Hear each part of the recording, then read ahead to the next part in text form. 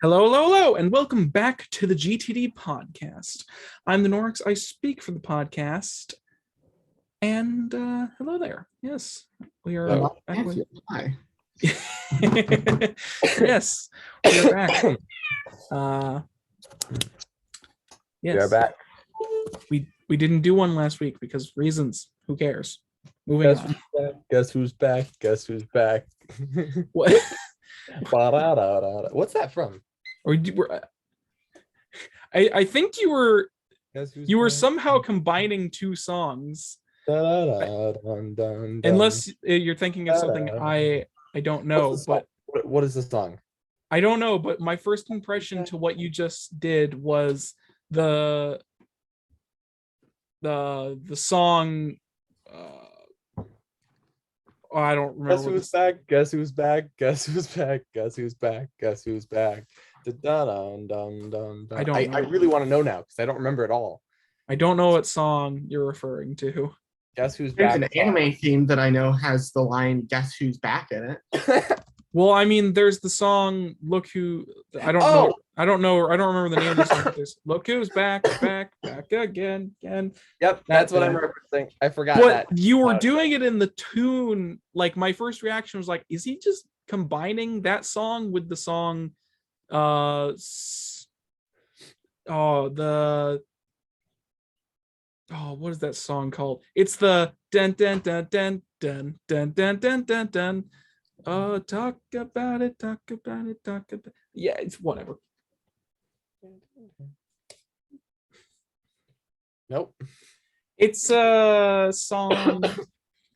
It is a song that I wish I could remember the name of at the moment. Whatever. Yes, we've immediately gotten off track. No, we're supposed to be off track. That's the best new part. record. Yes, this is the off track podcast, not the GTD podcast. Yeah, I know. Remember, Aaron? Remember the point of this podcast? Yeah, the point of the podcast is to get off track. This is the off track podcast. Yeah. Hosted by a Dr. Seuss character and his two cohorts.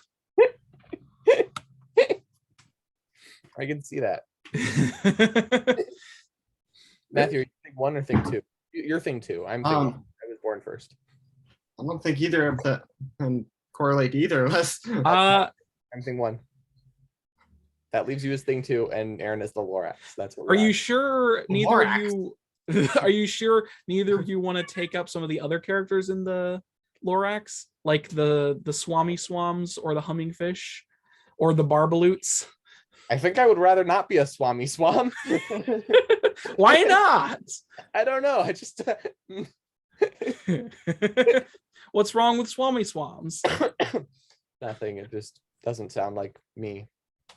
A Swami Swam doesn't sound like you. No. I suppose it makes sense. Honest. What? He's just honest. I see. Yes. What Dr. Seuss character are you? I propose to this non-existent audience. There's probably a quiz for that. Yes, most definitely, because the internet is a vast void of nothingness. Oh, there's a quiz for everything, so. Yes, I know, and it's all meaningless and terrible. But some of them are fun. Sure. Well, I don't know. No, I'm not. Not necessarily good, like well put together, but some of them are cute. Dumb. Yes, I in fact I'd say a majority of them are dumb and not worth your time. That's not important. All right then. We have several things coming up in the show today. We're going to be discussing what we were going to be discussing last week. I feel like I shouldn't have to bring that up because it's whatever, but just some of this news is technically a week out of date, but I don't know. Maybe you guys don't care about that.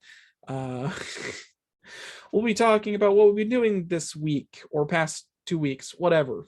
Then we'll be moving on to trailers. We have 3 trailers. We have 2 trailers, but we'll also be talking about something else regarding one of the games, which is MythForce, and also Hands of Necromancy.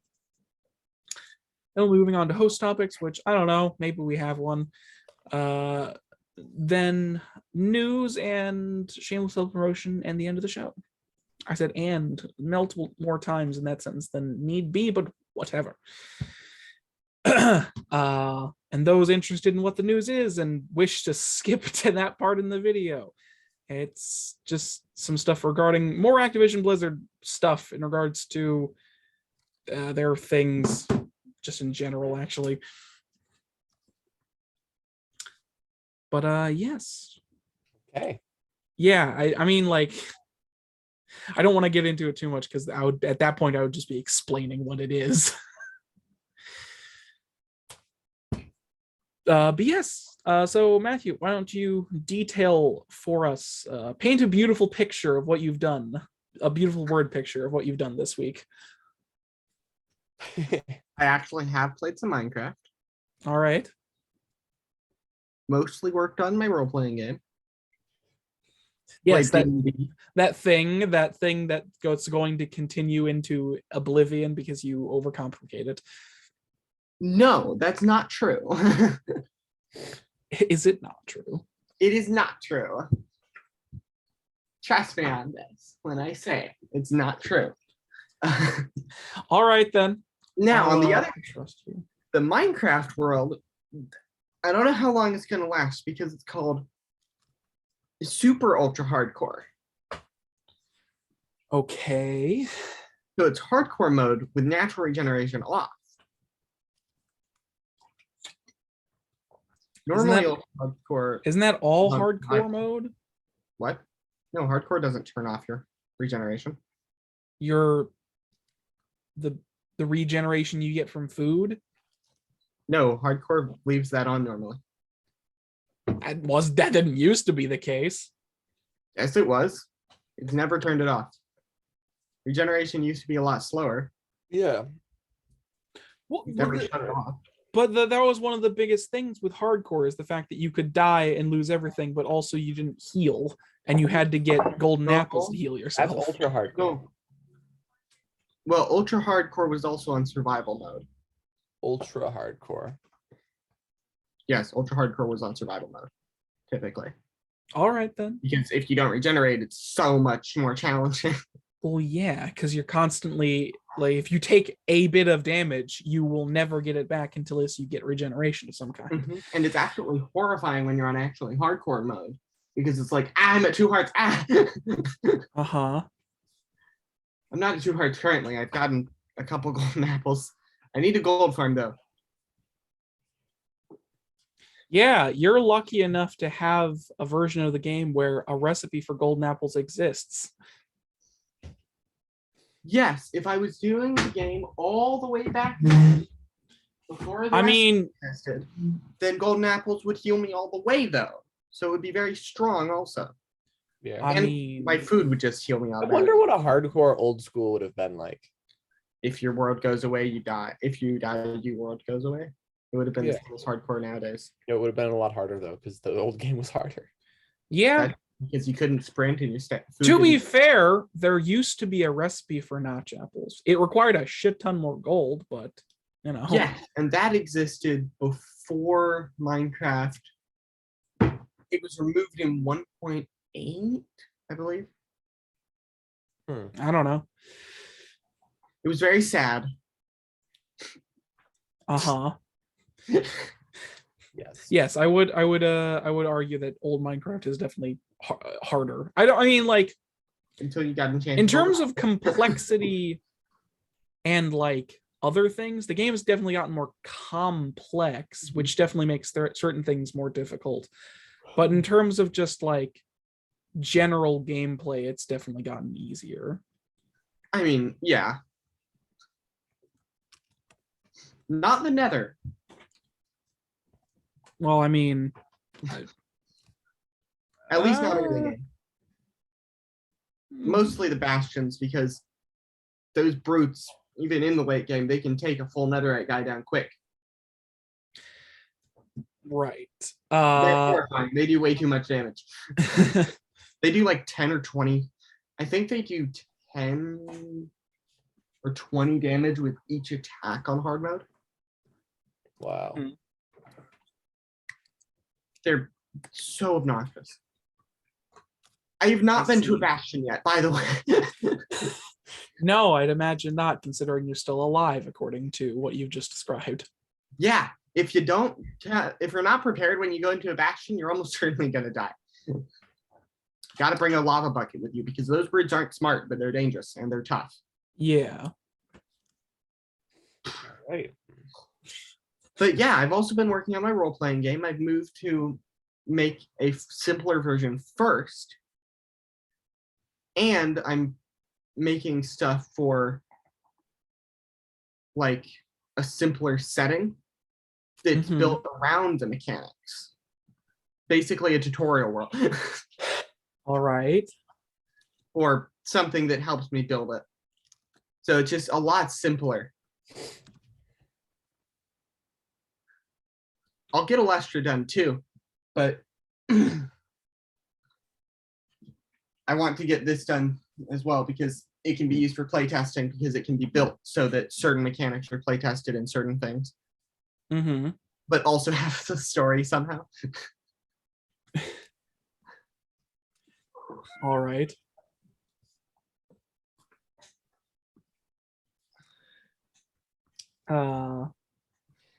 Anything else, I suppose, or Do I have anything else? What happened? What happened this weekend? I watched One Piece. Yes, very useful and pertinent information. Well, you're not allowed to be on my lap if you're gonna claw me. Ah, cats. Fickle creatures. Well, no, he does this. Whack, peck. Except his claws, so it goes like this. And my hand goes like this. Because if he actually does this, my hand's getting hurt. He's the cat. Semantics. Semantics, clearly semantics. No. Pain. All right then. Is that everything you've We also got one of the other deck building games. The Forever Evil one. We did. DC deck building. What is this for? Forever Evil DC deck building. Oh, like the I know that game. Yeah, it's really fun. The new one. They clearly learned how to make interactions happen with that game finally. Although Devin did find the most annoying card and completely messed me up during the game by giving me all his punches. I played the game as it was meant to be played. No, you bought all the mallets. No, I played the game as it was meant to be played. I bought the right cards and won the game by a lot. That's because Dad misread cards and I couldn't do anything because of you. Yep. I targeted my opponent who was in the lead, and my opponent was not going to do anything, and I won. Very easy. Yes, very easy indeed. Play that deck building game with you. Yeah, we could play that with Aaron. That'd be fun. Maybe. I will say after the podcast. I will say that deck building game is far more balanced than any of the other deck building games, and I'm very. But we need to combine all of them. No, what? Are you crazy? Shuffle them all up. 1,500 card deck. It's not crazy. He's just not thinking. And we rotate through all the heroes.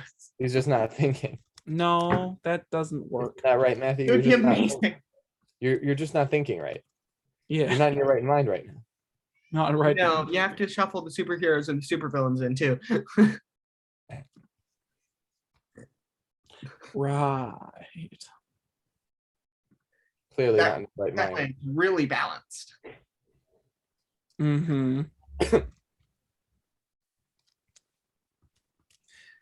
Yeah. I mean, I like deck building games. Yeah. Usually, I do enjoy them. I haven't played that many different types of them though. But usually I do enjoy them. We should play it with you. Ow. Cat. There goes the cat again. And with that, I think we have officially ended. What? Except, yep, you ended my recap. Let's go. Well, I was just gonna say, I think you detailed yourself well enough. I was agreeing with you. All right then, Devin, paint your word picture. Well, for the past few weeks, I haven't really played a lot of games. Oh, really? Yeah. Surprise there. Yeah, I put my computer away in a box and forgot about it and went and did other stuff. And so I went to the park and I went out to campus and I biked around a lot and I had a lot of fun talking to people. Mm-hmm. And I guess before that, I played a little bit of Minecraft and tried playing Starbound. And the first thing I noticed when I was playing Starbound is that I couldn't place anything. So I had to look up how to place things. And the guy said, all right, here's how you build a house. Ready? First, you hit shift and then you start placing blocks. And I go, all right, I hit shift. I looked at my screen. I looked at the video. There were different things going on the screen. I was like, okay, wait, back up. Did he say anything else? All right, hit shift. That's it. And then you start building. Okay, I hit shift. Nothing happened. Like it was supposed to change the block into a different shape, but it wasn't changing it into a shape that will allow me to place it because I was clicking. I was like, click, click, click, place the block, place the block. It didn't. Finally, I discovered that you don't click, you drag.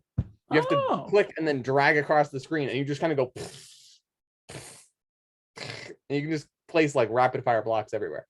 That's cool. Yeah. Which does mean that in combat, you're being chased by monsters, so you just jump and immediately build a house around yourself. Like, jump. Perfect. This will protect me from the alien creatures perfectly well. However, I'm also not very good at any of the other stuff in the game, so I'm just sitting here durdling around trying to find iron, trying to build the basic equipment, hoping that the in-game tutorial will teach me what I'm doing. Because everything kills me right now. I don't have armor. Well, I miss Terraria. Terraria didn't have a tutorial either, though. No, but Terraria was so much easier to play. You just sit down and you're like, all right, I place blocks, I pick up blocks. All right, I go into dungeons. There's stuff in the dungeons. I pick up that stuff and I have more stuff. Awesome. And then you look at the armor and you're like, wait, armor?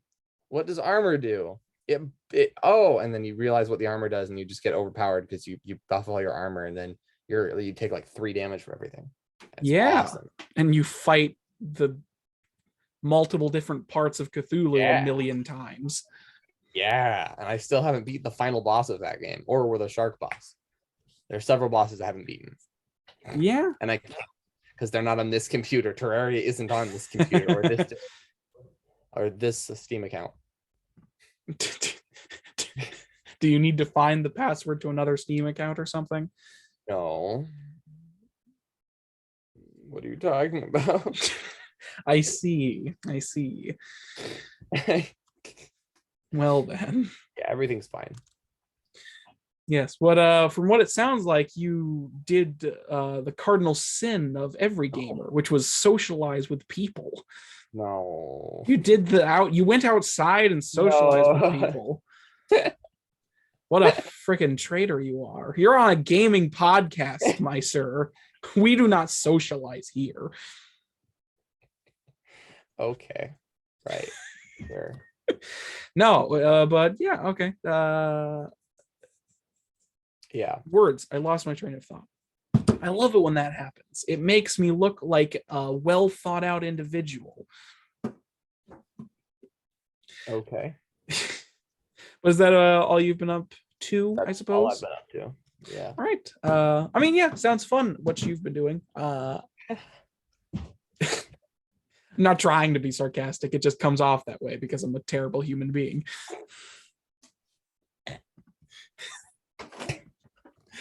I can't help it. I'm inherently a sarcastic individual that can't be genuine at all, apparently. But yes, I've been stuck. Well, I haven't been intentionally stuck here. Actually, that's technically a lie because I got sick and then my mode of transportation got sick. which is kind of a weird. So yes, I've been kind of stuck here for a while, so I haven't been going anywhere. I would like to go places, not to mention my sleep schedule has been bad. Yeah, lousy combination I have, which doesn't help with a lot of things. But yes. What else? I kind of just slipped into my segment, but that's fine. Oh, that's fine. What else? Aside from not going anywhere because of those reasons, I haven't. Let's see. I once again continue my strange love-hate relationship with Smash Brothers and play it every now and then, even though, like I've said many times, I don't know why I continue to play it. It just makes me kind of not even angry. It's just like I just play it every now and then and like, okay, just gonna do this. And then I realize, okay, why did I come back? And I kind of leave again. But, I mean, it's still a fun game. It's just,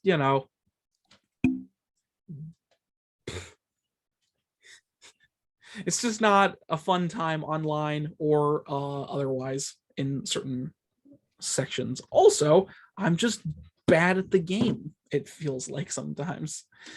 I'm in this weird, like, there's this strange section, like when you're getting good at a game, especially a fighting game, there's this like middle ground between not good and good at the game, where you're like kind of good, but not really, where it's like you can technically take on some people, but you're still not utilizing some good features that would definitely make you better at the game, like using the shield button.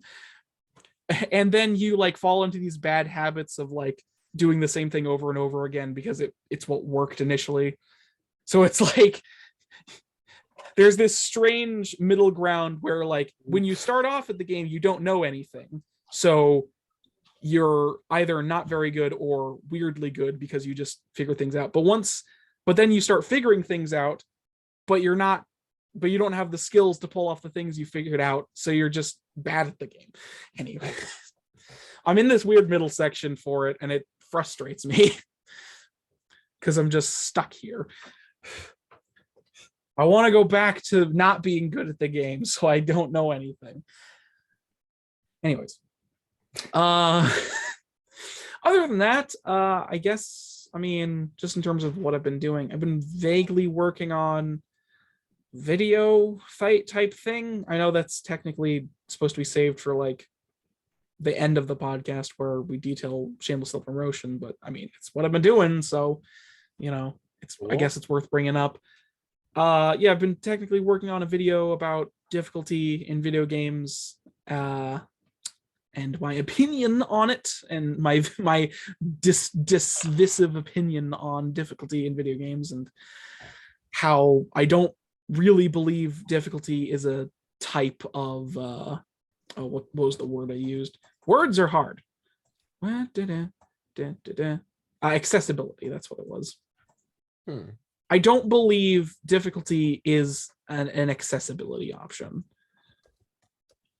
Like, difficulty is not accessibility when it comes to video games for me, because it's nice that games do have difficulty options, but accessibility, like, difficulty is not accessibility. If you are not good at a game, or you don't like the game when it's at a certain difficulty level, maybe the game just isn't for you. Like, that's the, like, difficulty is not an accessibility option, because I can understand, like, certain games and certain game genres are just not for everybody, but people want things to be for everybody, because when you have something super popular, everybody jumps onto it, and then you get the people that are like, why isn't this game made exactly for me? I got it because people said it was good. Where's my easy difficulty so I can just breeze through this and then come out on the other side and say I don't like it? So, like, because accessibility options are like, like it's good to have accessibility options because everybody should be able to play whatever game they choose to do so. But accessibility options are like, colorblind modes, or, left-handed, control schemes for people who are not dominantly right-handed, or, other options for people with actual like disabilities or lost limbs or something like that. It's good to have accessibility options in games that cater to those needs, because they literally need to be catered to those needs. But I don't think difficulty is an accessibility option, because it doesn't really, like, certain games are just made with a specific difficulty in mind. The difficulty of certain games is almost the point of them to a degree. So putting in a difficulty options would take away some of the point from it. Also, not to be like, like, there are also, on top of that, there are people who beat video games without certain, like, there was this kid who was literally blind, like actually blind, and he beat the entirety of Legend of Zelda Ocarina of Time. Like, he was actually blind, physically blind, and he beat the entirety of Ocarina of Time. So, like, if you have the will and want, you can do whatever you put your mind to, really. But, like, I don't know, it's just, I'm going on a half rant here that's like vaguely about the vaguely stuff from the video I'm working on and vaguely stuff from my like personal feelings. So, anyways, the point I'm trying to make outside of that, I'm technically spoiling some of what the video is going to be about. I'm sure that'll be great. But, I just don't think difficulty is warrant of being called accessibility, because there are just things that are not for everybody, and difficulty doesn't have to be a part of that anyways. But yeah. Mini rant aside, I was also thinking about another video idea where I would basically go through the history of like gaming fidelity, I guess. Like, basically, like, because I've made it very clear on this podcast that I'm not a big graphics guy. I don't really care that much about video game graphics. And even then, games have, for me personally, games have reached like a plateau of like good looking. And like most games nowadays look good, because we've reached a plateau of just, of what they can look like. So now we can just branch off into making games look like whatever we want and have interesting art styles and stuff like that. But when I run into games that I see people like, man, this game looks terrible, and I just like, I don't see it. Pokemon Legends Arceus doesn't look terrible. It had, like, I guess some of the textures are kind of low res. The grass is definitely a little weird, but like, it doesn't look bad. It doesn't even look like it's that. I just don't understand people who can claim games like that look bad or look like they're from the PS2 era. I just don't understand it. It baffles my mind. Basically, that's kind of what I was getting into with the video. It's like, basically, I would go through the ages of video game graphics, starting from like 8-bit all the way up into like whatever the current bits are for graphics, because it's like you have 8, 16, 32, 180, I think it was. Yeah, it does. Basically, that's the kind of crux about it. I'm basically explaining video ideas at this point, but it's what I've been thinking about this week, and I haven't played any video games outside of Smash Brothers, so I don't have anything else to talk about. I hope you enjoy my meaningless rant. This has been my TED Talk. Yeah, that's about it for me. It's very hot in my house currently because my air conditioner doesn't work. So the windows are all open. Yeah, but you have a working air conditioner, presumably. Yeah. Yeah, the air conditioner in my house doesn't work currently, so it's quite warm. Bit of a terrible time for it to not work, considering summer is literally right around the corner and/or here. Yeah. But whatever. Yeah, like I said, that's been it for me. So I guess we'll just move on to trailers, unless words can be said from either of you. All right then. So we have two trailers that we'll be looking at today. First up is the first game we're going to be looking at is MythForce. Now there are two sort of trailer things regarding this. So MythForce is a basically 80s Saturday morning cartoon styled 4-player like roguelike type thing. And one of the trailers for it is literally just a like animated cartoon Saturday morning cartoon style opening for it. And it has this theme song in it as well that just goes MythForce, MythForce, but sounds way better than that. And all of these things are in the Discord, so don't forget about that. But yeah, so I guess I'll talk about the animated one first. The animated trailer in the style of the Saturday morning cartoons does work really well. It looks very good, very well animated. It does remind me a lot of like 80s cartoons. The theme song, not so much. The theme song feels not very much in the style of 80s cartoons, unless it's like, I don't know. But to me, the theme song doesn't really fit the aesthetic too much. But yeah, the animated trailer looks really good and works for trying to good. This is weird. The art looks like a weird combination of 3D and 2D. Are you looking at the animated trailer or the regular one? I'm looking at MythForce. I don't know. Well, there's I'm not looking at the trailer. It doesn't matter. Anyways, I just Google searched the word MythForce. So that's the animated trailer that I was done talking about. I mean, like, I don't have a lot to say about it other than what I did say. But moving on to the actual official gameplay trailer, which also, by the way, this game is apparently out now because this game is out in early access. So you can go pick that up now if you want. Then the actual like official gameplay trailer that we have for it, it starts off. It's like an aesthetic thing where it starts off in like the home, like a live action house, and then somebody comes to turn on this really old looking TV and the game starts up on the screen. MythForce.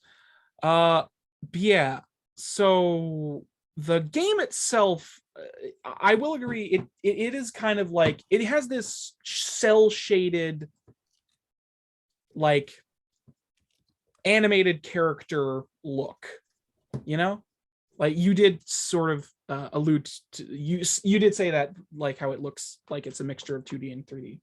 Yeah, like they do look very Saturday morning cartoon, but it has this cell shaded, very bright art style to it.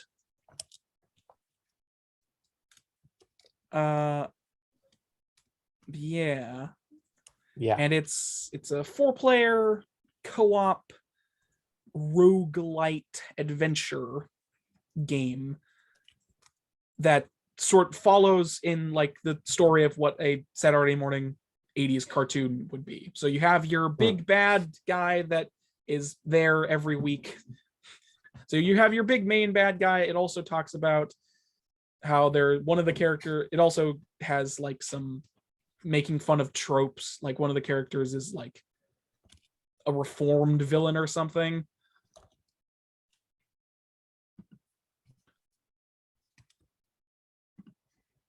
And stuff like that. The actual gameplay itself looks a little slow, I suppose. Like the attacks and spells and stuff that the characters pull out, they look a little slow. Like gameplay looks a little slow, and that's fine if it's supposed to be like more slow paced and like hefty. But a lot of the stuff you do just feels a little slow. And I don't know, I'm not so sure about that. The one other thing I will say about this, aside from the game, like it looks pretty good, but one thing that does actually bother me about the game is the dialogue, just the dialogue in general. It is very like, it doesn't fit the aesthetic they're going for. Like you have these characters that like quip, and the bad guy equips as well, and like the dialogue just doesn't fit, and it feels very like, I don't want to say modern, but it definitely feels like dialogue that was not written 80 years ago. I mean, I was going to say, if you look at the character designs, they don't exactly look like characters that would have been designed a long time ago. They look like people nowadays designing characters with a similar aesthetic to what was designed a long time ago, which is fine. Well, yeah, I will. It very much is made by people nowadays. Yeah, I think the one thing, like, I don't mind the character models, and I think it's fine. Edges are so sharp. I don't know. It just looks weird because it's like, yes, this looks just like the stuff in the old times. It's like, really? Yes. No, it doesn't. Yes, it does. No, it kind of does, but I can see modern art styles in it though, like the way, not modern art, but like I can see the way people do art nowadays. I don't know if that makes any sense. Yeah, I get you. Like how it's not bad though. I really like the main character design. She looks really good. I wonder why. I don't know. It's like sharp and I mean, it does look good. Yeah, it's the only reason the dialogue bothers me is just because it has that, like, I guess I'm just kind of tired of the type of dialogue because I've seen it so much. It's that like everything needs to be a joke, kind of like sarcastic, make like it. Okay, it's not quite that. It's kind of in line with like, so like, hold on, let me get an example. What was it? What was the one line?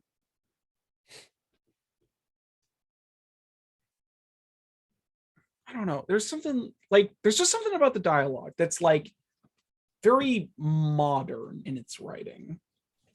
So, like I said, like one of the lines that the guy says is like, women love reformed bad guys, right? But it's like a jokey kind of like, we're making fun of the trope kind of way. And it's like, I almost kind of want to, it's kind of like, I don't want to say MCU dialogue, but kind of in that vein of like, you know what I mean? How it's like, it's in that vein of like jokey dialogue. Yeah. Yeah. And that's like, it's not terrible. It just kind of bothers me because it's not, it doesn't fit with, like, I don't know. Maybe that's just more of a personal thing on my part. It just vaguely bothers me. But yeah. Yeah. I suppose that's it. Oh yeah, one other thing. Anything to add to MythForce? All right.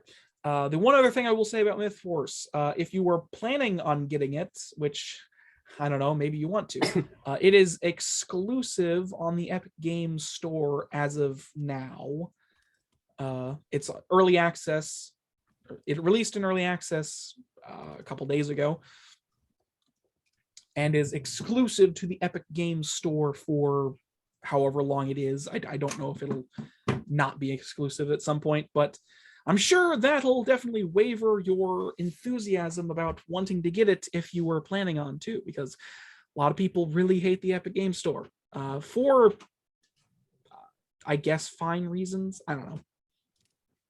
Like, it definitely has problems. Epic Games are not, like, I don't know. They have problems, and a lot of people don't really like their service. So, you know, they have a habit, like, basically, Epic Games basically created a habit of, like, buying out competition, essentially, in a way. Like, not exactly, yes, he's going to get food. Not exactly like, basically, when they initially released, they were trying to be very big competition for Steam, and by trying to be big competitions for Steam, they basically just threw money at things in order to get them exclusive on their platform. So they was just trying to aggressively throw money at things in order to try and compete with Steam. And I don't think they've changed that much since their initial launching days, which explains why this game is exclusive to Epic Games. So they probably threw a bunch of money at this in order to get exclusive rights to it. But that's neither here nor there. That is merely, I guess, what's the word? A PSA. What? I'm just telling you, so maybe you won't get it or will get it. I don't know. MythForce, very interesting looking. Aside from the dialogue slightly annoying me, it does look very good. Oh, and slightly slow gameplay. It's the only two things that really bother me about the game itself, but it's not like a deal breaker. It just, like, looks a little weird. Next up, I could wait. I mean, well, let's see. Let me check something really quickly to make sure this is also not the case, which it could be. So yes. Next up we have, I'm just gonna go for it. This is a terrible mid segment that should be blasted from existence. Next, oh my god.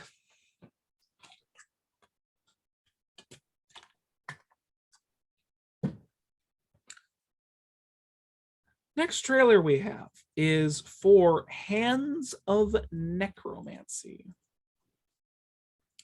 So, Hands of Necromancy is sort of in a similar vein of what we looked at last week with Forgive Me, Father, is another Doom, a Doom-like game in the style, a first-person shooter very much in the style of Doom, but this one is way more in the style of Doom, to the point that it might as well just be a Doom WAD, which is basically a Doom mod, to be precise.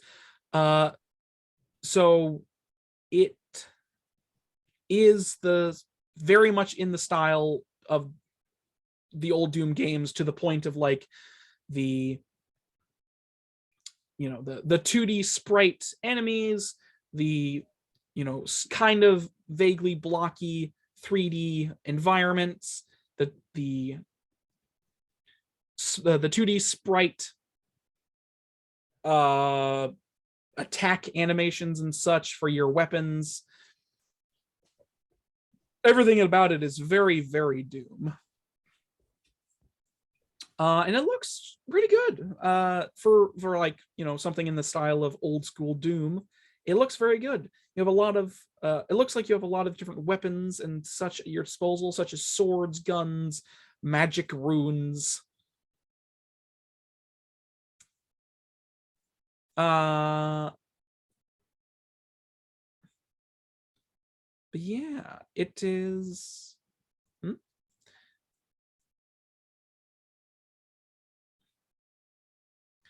Yeah, it is also, I will say, it unlike Doom, though, it is not level based. It is apparently a Metroidvania, old school fantasy Doom shooter with exploration of Metroidvania. So that's very interesting.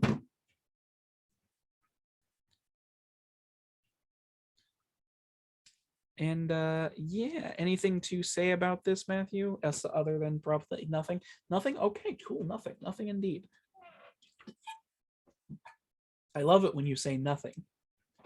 It's really helpful to the podcast. I mean, speaking of Doom, I recently watched a video going over the entire story of Doom. Which one? All of them. Oh, okay. Interesting. Yeah. Recently being like a week ago, but you know. I mean, that's recent. Since last podcast. Yeah. Curious, do you think there is actually a game called Metroidvania? No. Well, I guess it technically wouldn't be out of the realm of possibility to call the game Metroidvania. Well, aside from the fact that half of the word is just Metroid, which is definitely copyrighted. But like Metroidvania is the combination of Metroid and Castlevania. Mm-hmm. And it's a genre that was created by those two game franchises. So like you could technically call a game that because it's just a genre term. Mm-hmm. I think you'd make it a mobile game and you make it it's called Metroidvania and it's a Candy Crush ripoff. I mean, that would probably work on the mobile app front because goddamn, are there no restrictions in that hellhole. Mm-hmm. The mobile gaming front is a black hole of deadliness. Mm-hmm. Wait, no. It's a wild west of new creativity. Sure, if that's what you want to call a swamp of toxic gas. Okay, but regulation is bad. That's why unregulated things are always really good and wholesome and not predatory. Yes, remember? Exactly. Everybody knows the Wild West was the best period in human history. We all know that, yeah. Even though what we call the Wild West only existed for like, I don't know, a period of like a couple years or something. Wow. Like the period we know as the Wild West only existed for like a couple years or something. No, what was it? It wasn't. I mean, it wasn't like it wasn't really a long time. Is the thing. I think it had to have lasted at least 40 years because there were bounty hunters riding around there for at least like a long time. Well, it's the period we know as, it's the period we call the Wild West is the thing. It's a specific period that is called the Wild West. It didn't actually last very long from what I remember. No. Like that period. Because chaos does not last very long. Yeah, no. People really don't like living in chaos. Yeah. Who would have thought? Who would have thought? But I know you just got back, but any thoughts on this Hands of Necromancy, this Doom-like Metroidvania game? I don't know. Let me look it up. I'm going to make some crinkly sounds. Yes, just to give a slight run. I've already explained to the audience. Necromancy. Hands of the Necromancer? Hands of Necromancy. Oh, Necromancy. Yes, Hands of Necromancy. Not Necromancy. Okay, believe it or not, Necromancy is actually a thing. Necromancy? Yeah, apparently in Borderlands 2, there's a Necromancer. That's not surprising. Cute. Okay. Oops, I messed up my Google search. There we go. Hands of Necromancy. Yes, it's also Hands of Necromancer. game. It's Google. in the Discord, It looks really dark. I can't see anything. Oh, it looks like Minecraft, but with good graphics. All right. There's a tree and there's grass. Thus, it's Minecraft. Okay. Thus, it's Minecraft, obviously. But no, this is very much as I have looks already. Kind of like old school Doom. Well, yeah, it very much is like very much in the style of old school Doom. And like I said like I've already stated, but last week we looked, or not last week, but we looked at Forgive Me Father, which was another Doom-like game, and this is another in that sort of vein. Well, Forgive Me Father was awesome. Yeah, but this game is much more in the style of Doom, to the point like emulating it graphically. Like graphically. Do you get spells in Doom? I said, do you get spells in Doom? No, just big shotguns that you blow through demons with. Okay. If you want to know what the tone of Doom is, there's a weapon called the BFG, which literally stands for big fucking gun. That's the tone of the Doom franchise, is an armored super warrior going through hell, blasting demons with his big fucking gun.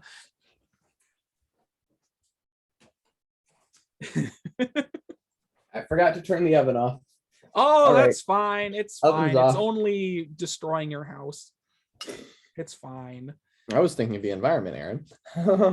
It's fine. What's the One oven environment could destroy gonna the do? entire ozone layer. It's fine.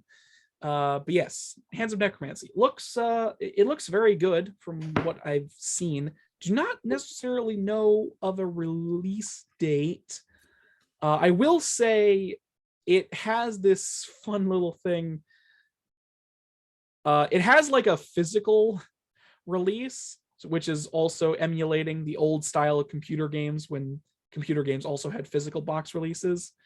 So it says it's like 3 episodes, complete bestiary, dungeon hubs, 4 transformations, and more. So yeah. So it looks like it's trying to be very old school in terms of like physical releases and such as well. Unless I'm reading into this incorrectly, but that looks like what is the case. All right, as someone with no Doom nostalgia, I can say it actually looks graphically bad. However, if you have Doom nostalgia, if this is what Doom looked like, it doesn't look. Well, here's the thing. Graphically, it doesn't look. No, it looks really weird. The attacks are really weird. Well, it's all sprites is the thing. I know. Like, everything is sprites. I know. And then there's It looks the weird. like very blocky 3D environment. Yes, it looks weird. I don't know. Here's the thing. I like Forgive Me Father's graphics. I don't know why I don't like this graphics. Well, it's probably because one is pixels and one is a not. They're both 2D images, but one is pixelated and the other isn't. That's probably why. But I mean, like, this is part of the thing. Oh, I know. Because the background's not pixelated. So it looks really weird. Well, yeah, well, that's the thing. Like, the enemy, it's 2D sprites in like 3D polygonal environments. Yeah, that's why. So it's like weird. the enemies are 2D sprites, your hands and whatever weapons you are holding are 2D sprites, which is, what classic Doom, weird.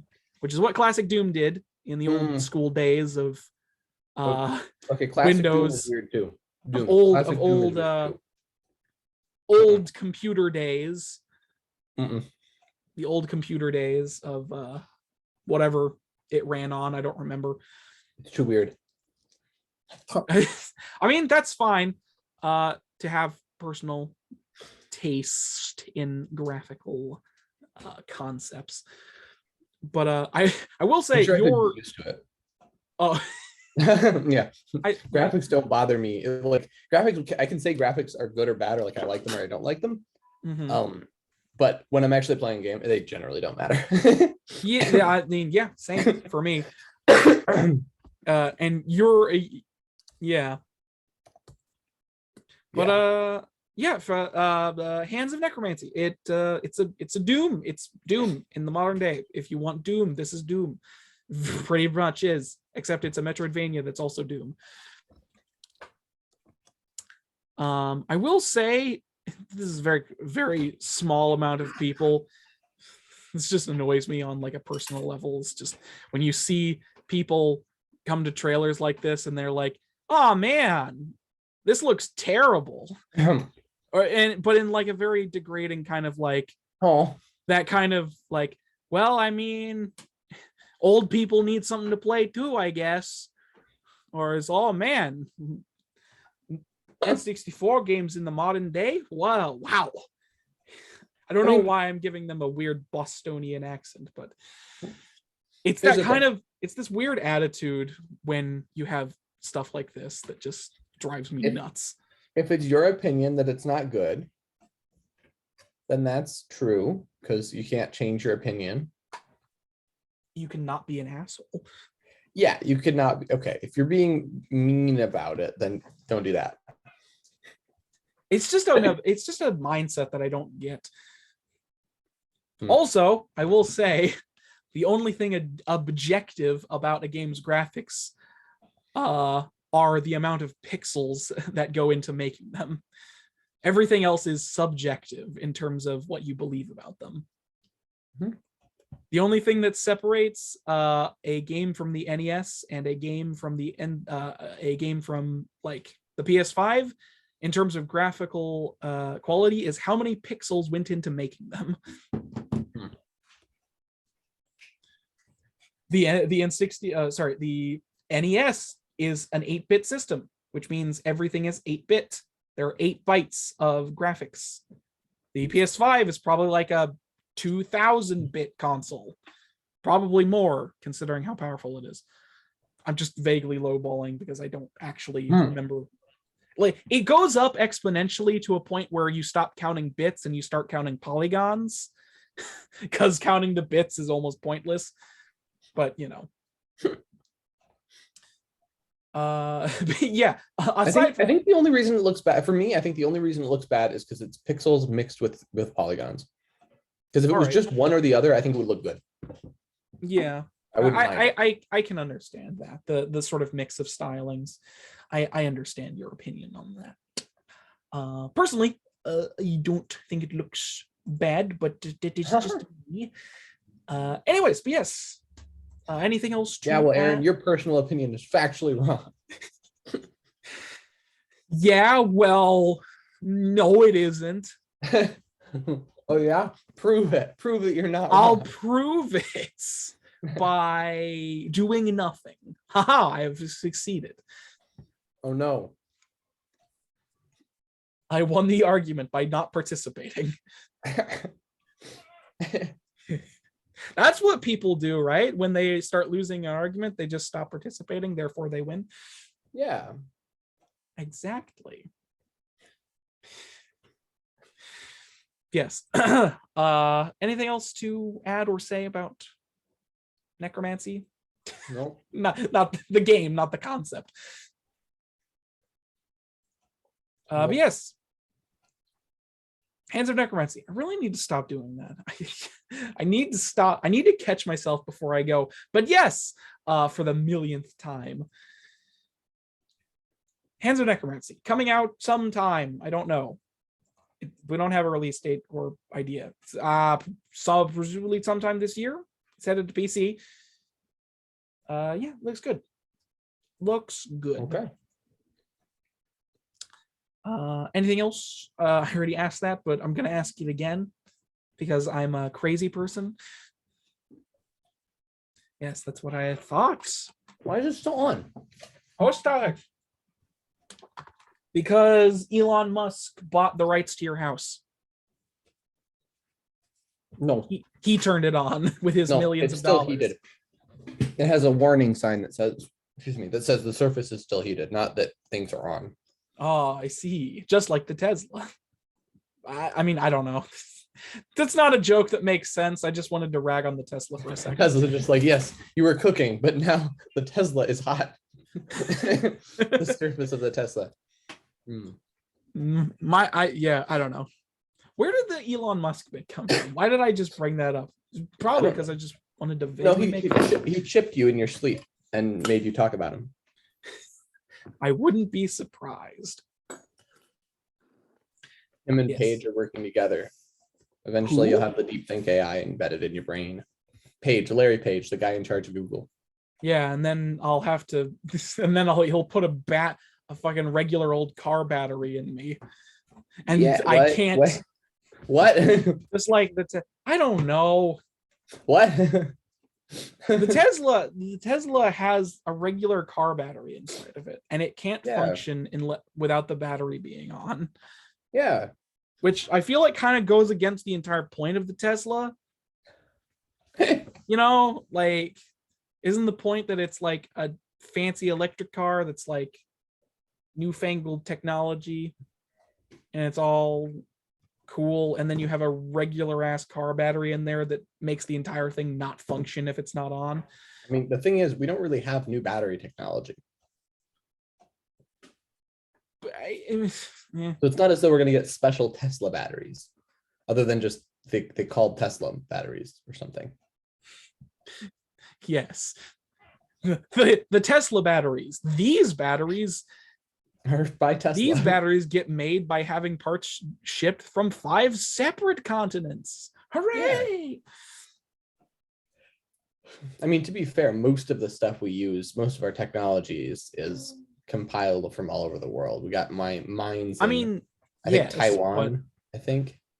I was vaguely making reference to, there's an electric car, I don't remember what it's called, the G-Wiz or something other.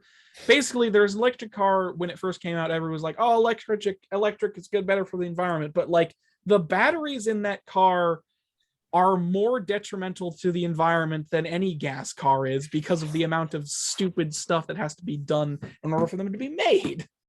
Because it's like nickel or copper gets mined in, like, I don't remember where, and then it gets shipped across the ocean to China or wherever, where it's made into the specific thing, and then it gets shipped again to another place, and then it gets put into the thing. And I don't remember the exact details, but it's like that. It's like a 5-step process of being shipped across many oceans. And then you get a battery that doesn't even hold a charge to get you like 10 miles. Yeah, that was the early days of electric cars, but the G-Wiz is an astoundingly terrible vehicle. Yeah. Yes. Anyway, where did we come from? Where did we go? Where are we coming from? Anyways, host topics. I'm just gonna slam the brakes on this.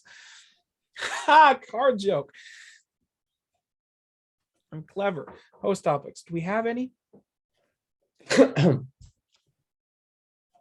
No? I feel like I technically did do a host topic by my 2 rants about both difficulty and graphical fidelity again. So I'm just going to count those as is. Sorry it didn't appear. You think Magic should have a video game? And also, how would you make it if you were making a video game? I mean, it already has video games. Yeah, it has some bad video games. I mean, all of the Magic the Gathering video games, with the exception of, well, what is it called? That RPG adventure game, Mists of Shandara? Oh, Chandalar. Yeah, that one. That's a pretty good Magic the Gathering game, because it's like, isn't it? Is that, am I remembering the correct one? I don't. The problem is that it's just called Magic the Gathering, and the other name is like a fan name, so it's hard to find sometimes. Oh my gosh, it's just called Magic the Gathering, the 1997 video game? Yes, it is. That's the problem. Oh my gosh. Yeah, but that one's a pretty good marketing. That one's a pretty good game for its time. It's the nice little isometric adventure game where you go around into dungeons, collect cards to make your deck and to fight all of the elemental wizards and then the big bad. All right. That one's pretty good for, like, it's also a different, like, cool concept, because you're not just like, it's not just a virtual card simulator like most Magic the Gathering video games are.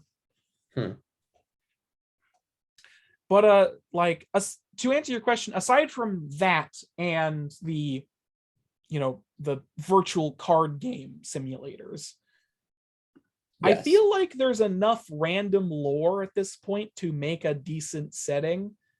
Yes. I mean, if you wanted to be lazy about it, you could literally set it in Ravnica as well. There's enough. I mean, there's enough going on in Ravnica to do a decent some kind of game. You know, you have all your different factions and stuff. I don't know, like.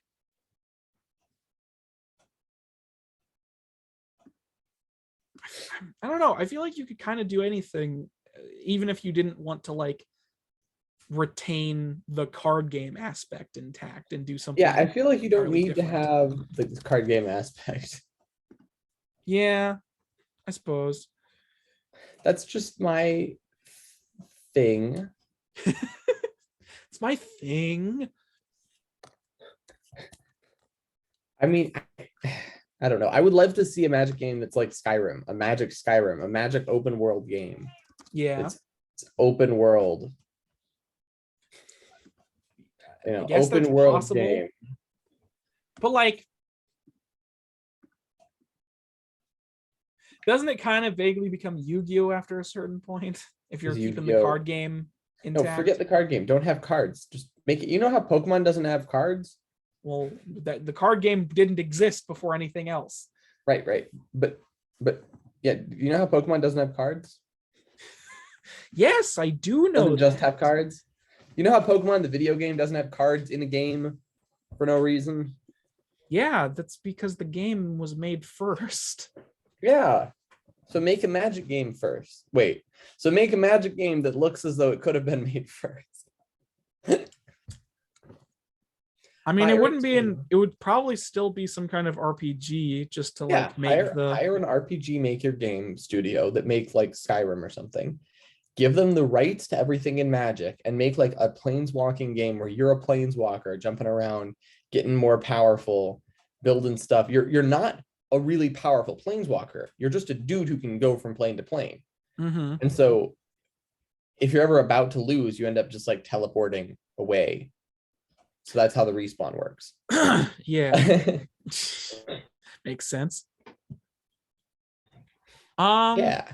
Then you have mana and cast spells and collect spells and interact with lots of people. And the game would be really big, unfortunately, because you'd have to add in a lot of programming for interactions with everyone. Mm-hmm. To like program in multiple games. You could do that pretty easily, actually. Never mind.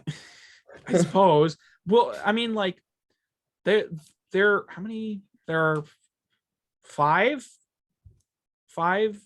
aspects. What are they called?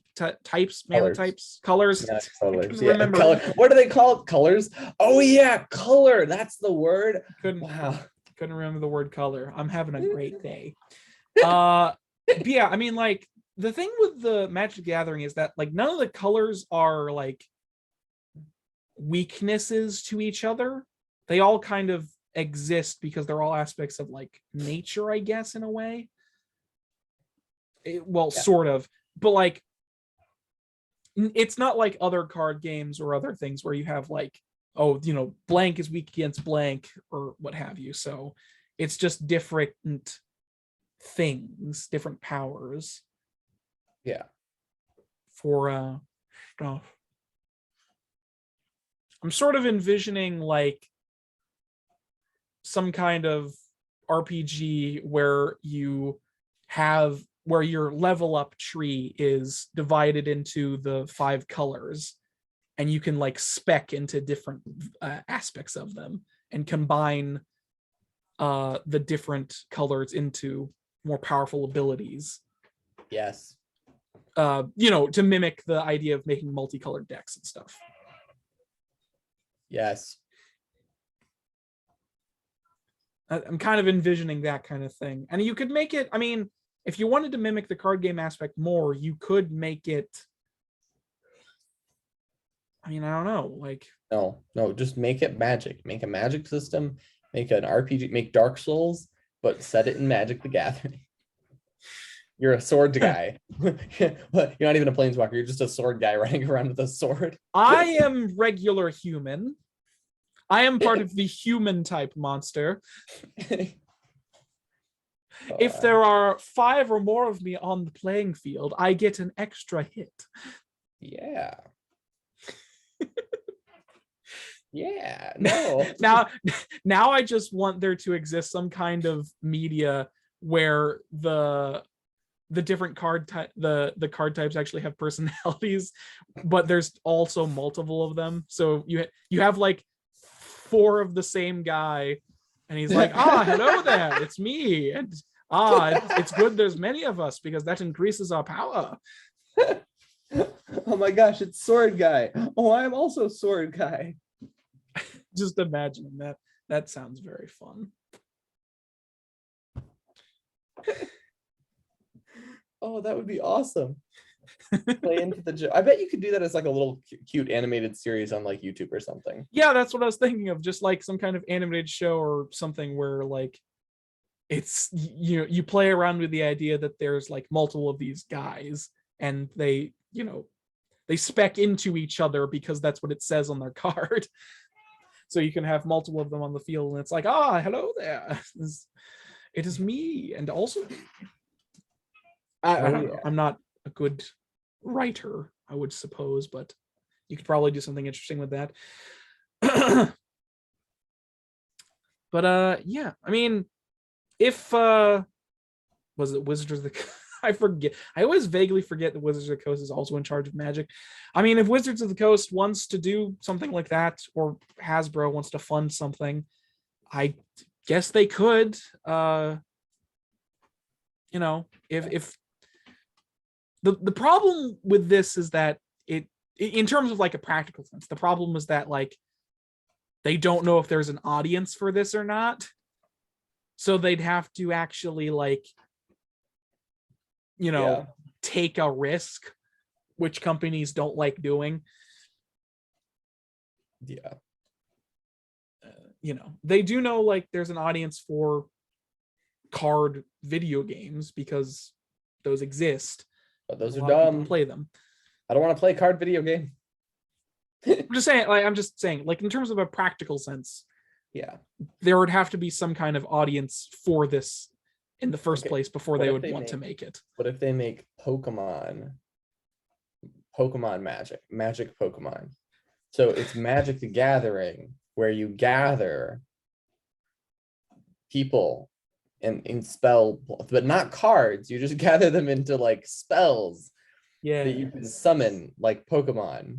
And the rest of the world is like Minecraft, where you throw a blank card at someone's head and it just goes and they zap into the card. Cards. No, they're orbs, magic orbs. Magic orbs. Yes, cards. That's much better. We're not gonna have cards in this game. Obviously. Yeah, so you just like walk up into any monster, and if you have enough mana to summon them, you throw a bunch of summoning orbs at them until they get absorbed, and then you get them.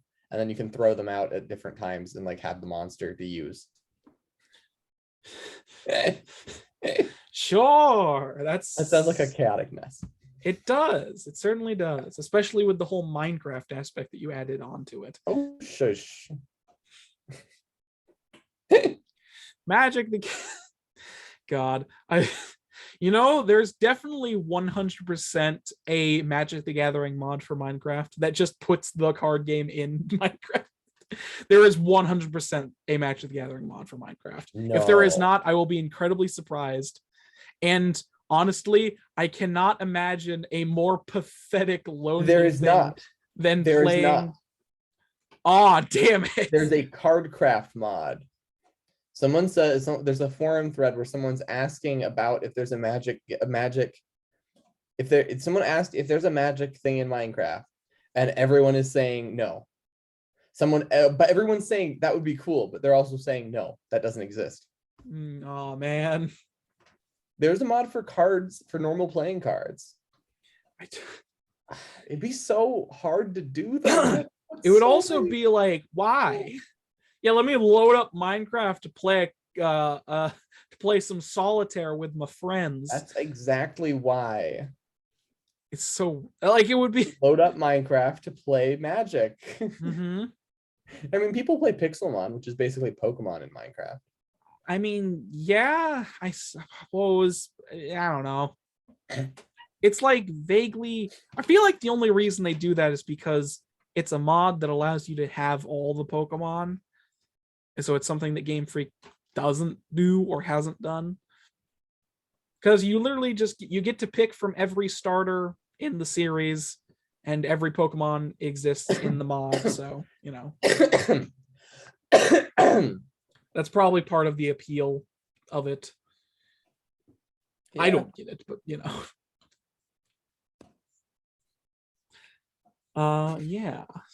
Where were we? I don't know. Where were we? I don't know. I seemingly answered my own question, and I think I'm slipping into a separate personality of insanity at this point. But yeah, I guess Magic the Gathering game. I feel like what we sort of vaguely conceptualized sounds interesting. If there's a market for it, I don't know. There probably is some kind of market for it if you wanted to do it. I don't know. I don't trust Wizard of the Coast or Hasbro with these ideas. So, I mean, that's fair. I will say, since we're on the topic of Wizard of the Coast, I did have something I wanted to just bring up. It's not, I guess it technically is a host topic because it's just something I want to talk about, but the D&D Direct, like, do you guys know this or have heard about it? So Wizard of the Coast, I should stop paying attention to D&D. Wizard of the Coast did basically like a trailer thing. They called it a direct, a D&D Direct.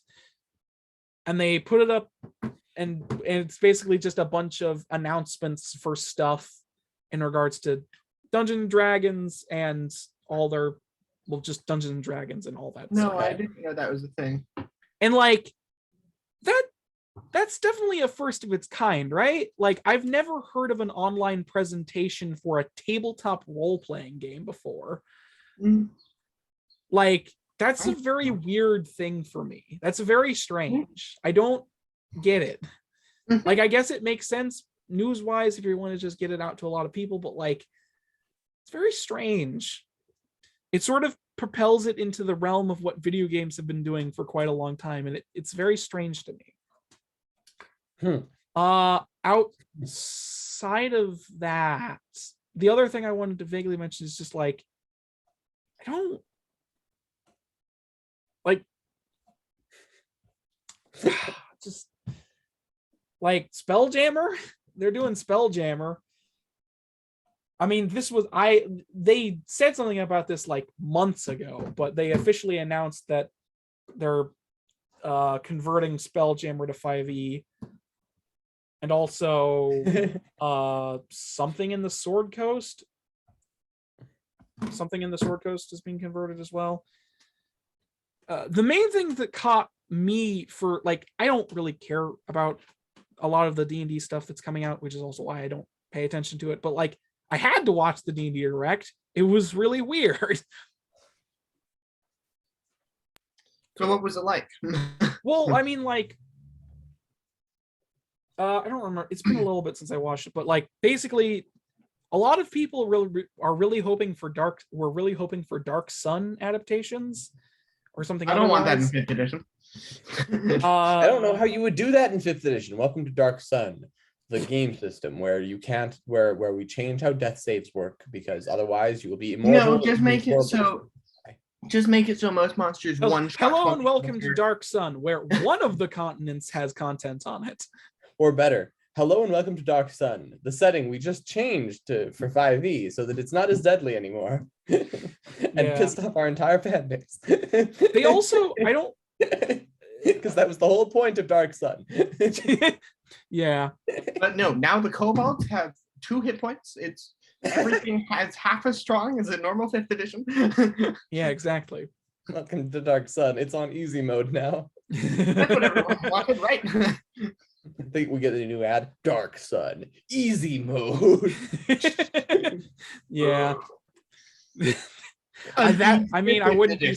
I honestly wouldn't be surprised. D&D has been doing a lot of weird stuff, and like, or Wizard of the Coast, anyways. Not D&D specifically, but so like, they're converting Spelljammer and putting a bunch of new races into it, like Walrus Men.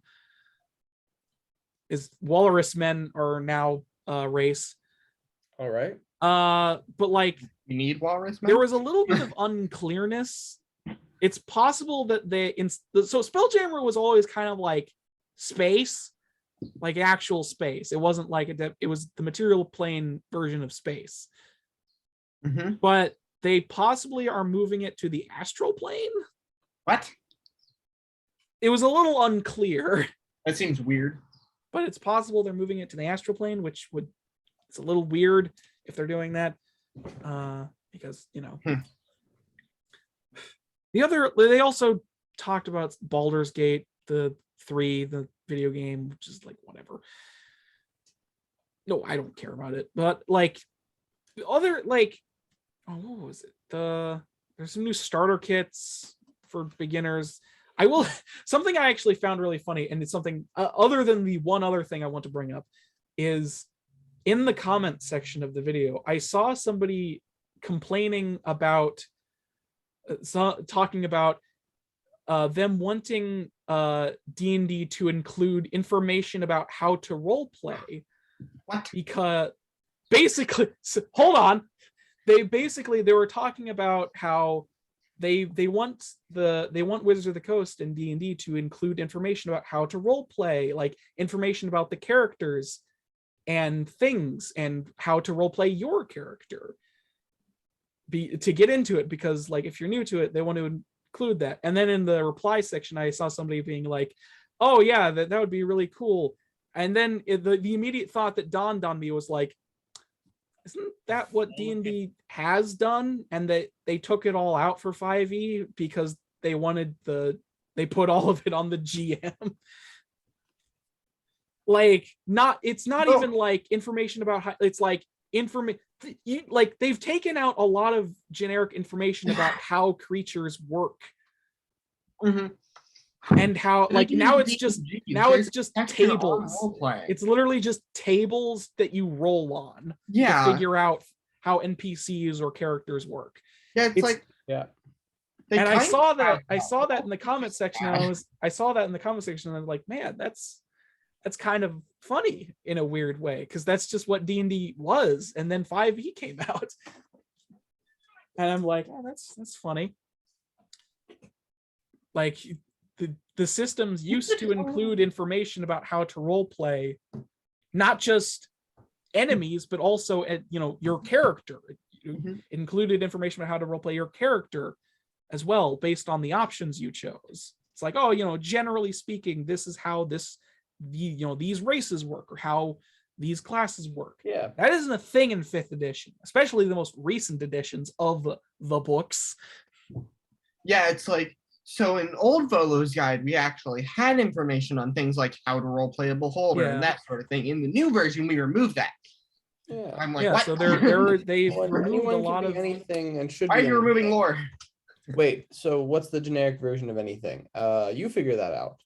Wait. Yeah, 5e. Oh, no. 5e is the epitome of do it yourself. And I hate that about the system. I hate that. I hate the fact that 5e is specifically garnered to where you actually need to homebrew a shit ton in order for any of it to work or make sense. It really annoys me. I'm like, your section on how to create monsters is so bloody confusing. I've tried to read that section before. It's not clear. It's like, okay, how do I determine the CR with abilities included? I don't see anything here. It's just bad. How much do I just the CR for regeneration? Oh, there's nothing. You're not helpful. Not helpful. Yeah. And 5e vampires are pathetic. They made all these classic monsters pathetic. Mm-hmm. Or like insanely broken. Like red dragons. Gold dragons, they use their breath weapon once and then can't use it again for the day. 5e dragons recharge the 16d6 to have. I mean, old dragons did damage equal to half their health, to be fair. No, equal to their health. No, half their health. Basic dragons were equal to. No, really? Are you kidding me? They I did remember damage reading equal to their health? That's nonsense. Well, I mean, they are in the title of the game. Yeah, but you die to that. That's because, well, then deal a bunch of damage to them before they do that. Yeah, so But either way, they got it once. Yeah. By these, like, 56 damage every turn, possibly, because you roll it at, I think, the beginning of the turns. Well, you roll the recharge. I assume it's like the beginning of the round for your turn. So it's like if you get a 5 or a 6 on a d6, you recharge. It might be the beginning of the round, but I feel like I read somewhere in the mod screen. I don't remember. It's really hard to find all this stuff. Weirdly enough, yes. It's like, okay, at least make it easy to find the rules on how mechanics work. Yeah, so I thought that was kind of play the game, not be confused about the game. Yeah, so I did think that comment was kind of funny. How there are people who play 5e that wish, even if they don't realize it, wish for it to be like the older editions, which I just find kind of funny. It's like, hey, so what you're telling me is that in 5th edition with crossbow expert and sharpshooter, you can sharpshoot a heavy crossbow 9 times in a single turn, 5 feet away from someone. I mean, sure, why not? Who cares? With a heavy crossbow. Heavy crossbow time and again. Heavy machine gun. It's like, but you're a kobold. I am, you're right. Yes. But yeah, I mean, it's a heavy weapon, so you have a disadvantage, right? Yeah, but you have advantage if you're a kobold with pack tactics. So it can't out, so you roll normally. So if you're wielding a heavy crossbow sharpshooter, have a 20 dexterity, level 20, then you have plus 11, so you have plus 6 to hit with a normal roll.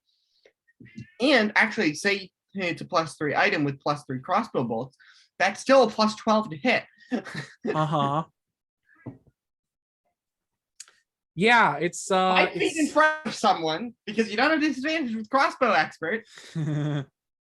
Every crossbow it's a bit of a busted system sometimes. But yeah, other than that, there is one other major thing I wanted to bring up. Yes. So apparently what I'm about to bring up has been known for a while. I just didn't realize this was the case. There's a new D&D movie. What? Yeah, there's a new D&D movie that's coming out. They didn't give any information aside from a title card in the direct thing, but looking through the comments, apparently we have known about this movie announcement. We have known about this movie for a while, and I just didn't realize it. Okay. But yeah, apparently there's a new D&D movie coming out. No idea what it's about or what it entails. Is it coming out All I soon? know is that it's going to fail miserably. They've all gone really well and been really good movies. Is it coming out Look at their soon? track record. Possibly sometime. Like I honestly don't know. I'm pretty sure they only show from what I remember, they only showed a title card, so I don't even know if it's coming out too soon. Like possibly this year, if I remember correctly. I honestly don't remember. Okay. No, wait. No, I think it's next year. Yeah, I think it's next year because people were complaining about the title card and thinking that they should be able to show them like a trailer or something. Anyways, it's the best movie in the world. Huh? It turns out it's the best movie. It's better than Pirates of the Caribbean.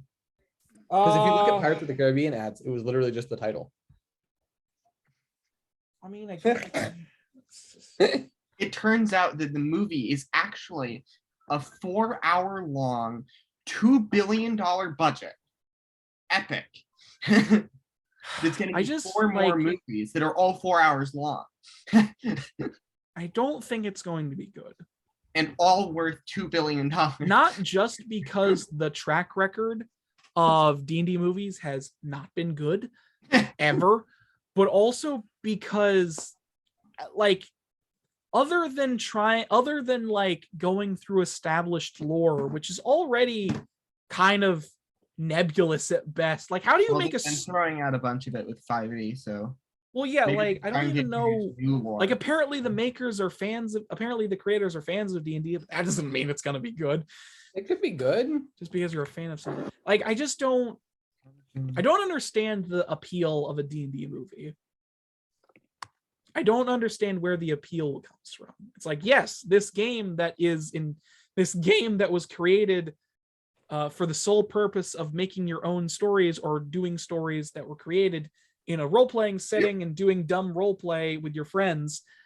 Let's bring that to the live action cinema with talented actors in, I don't even like what. Yes. Like, I just don't get where the appeal comes from, nor do I understand. Hey, apparently one of the directors either directed or helped direct Spider-Man Homecoming.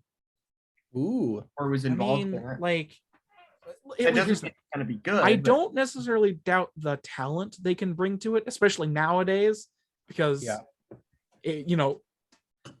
even though the D&D movie trend is bad, like the record, like what is it called? I literally said this word not even 5 minutes ago, and I can't remember. The track record for the D&D movies has been bad, but part of that is because D&D has been for a long time more of a niche thing, which means they just do whatever because it's whatever, Yeah.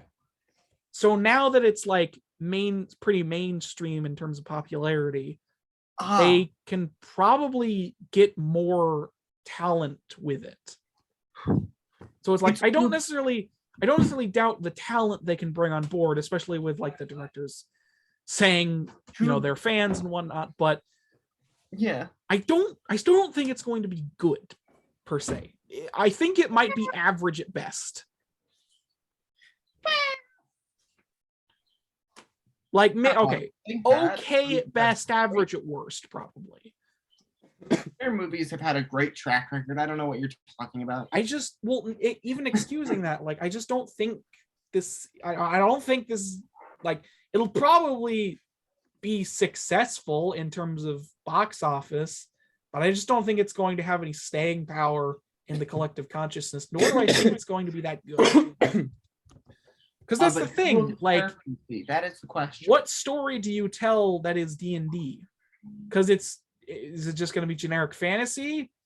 Is it going to be from any of the Sword Coast books? Is it going to be trying to do some kind of lore establishments within the settings of D&D? Like, what have you? No, what? It could take place in either Langmire or Waterdeep, right?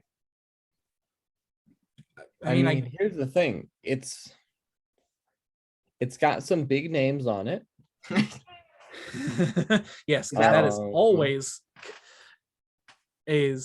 always means it's going to be good. Yeah, it's got someone who is in Detective Pikachu and Jurassic World Fallen Kingdom. It's got big names. Okay. The writer is Dave Arneson. Are you kidding? Mm-hmm. No, Dave Arneson's like one of the guys who made D&D. Is he? Yeah. Really? Unless this is a different Dave Arneson. He also died. Never mind. Okay, he's just credited. I was going to say, well, I think the reason he's credited is because it's using his intellectual property. Well, his post-mortem crediting. I was looking at this, I was like, died in 2009. All right, he did not write this. That makes sense, So the screenwriter is John Francis Daly, who is known for making Spider-Man Homecoming, Bones, a movie called Waiting, and a movie called Vacation. Bones, the television series? Bones, the television series. Okay. He's a writer on Bones, the television series. That's certainly a strange background. Which was apparently rated decently. Waiting was apparently rated not very well. And Vacation which is a more recent one, was rated 6 out of 10. All right. But hey, Spider-Man Homecoming, that's okay film. Yeah, that movie was 7 out of 10, apparently, according to this. Okay. Sure. There's also other people working on the screenplay. Mm-hmm. There's Jonathan Goldstein and Gary Gygax. Okay, I'm pretty sure Gary Gygax didn't help. Dead or retired. I don't know which. He's dead. Yeah, that makes sense. Goldstein is also known for Spider-Man Homecoming. Also Game Night and Horrible Bosses. I don't know anything about either. All right. He also helped on, he was director of Vacation. So it looks like it's help. He's working with, these are two people who work together and know each other. So at least we're going to have two writers who enjoy each other's company and enjoy working on the same projects. Suppose that's something. And actually, now that I'm scrolling down, one of them has done a lot more. He helped write on a bunch of TV shows, like a lot of, like, just continuously, like, oh my gosh, a lot of. He's been writing TV shows for 20 some years. Yeah. Okay. And apparently, we have a Tabaxi mother, a wood elf prisoner, a civilian, someone named Jarnathan, Thea's mom, and someone who is going to be uncredited in the movie.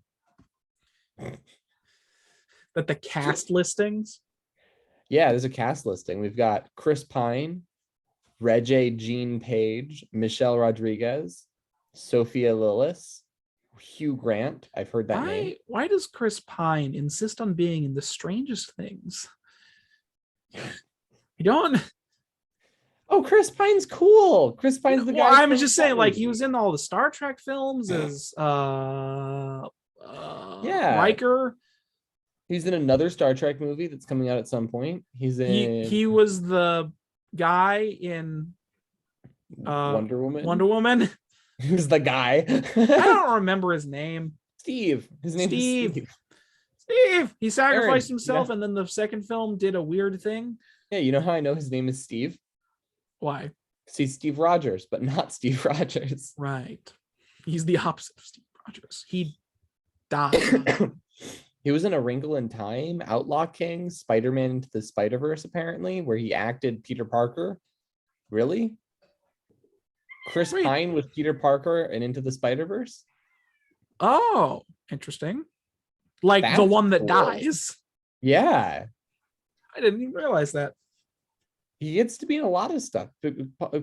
Whatever his name is. Well, I don't know. It's just, he's got an interesting career. So now this is a film podcast. No, I guess so. It is. I'm gonna look at the thing that I should really be looking at is I should be looking at the producers and executive producers. Yeah. So according, like, the people who are making this have said that they are fans of D&D. Yeah, they are. So I'm just saying, like, I don't think that means much. You can be a fan of something all you want. It still doesn't mean Aaron, it's going to be good. But Aaron, what? Aaron, the executive producer was also a production manager on Indiana Jones and the Kingdom of the Crystal Skull. Okay, forget that one. And also a producer on Iron Man 2, which is a great movie. Okay. Iron Man 2 is a great movie. Iron Man 2 is a great movie. Sure. Whatever you say. And that's it. There's a bunch more producers, but I haven't looked at them yet. Okay, we can talk about other stuff.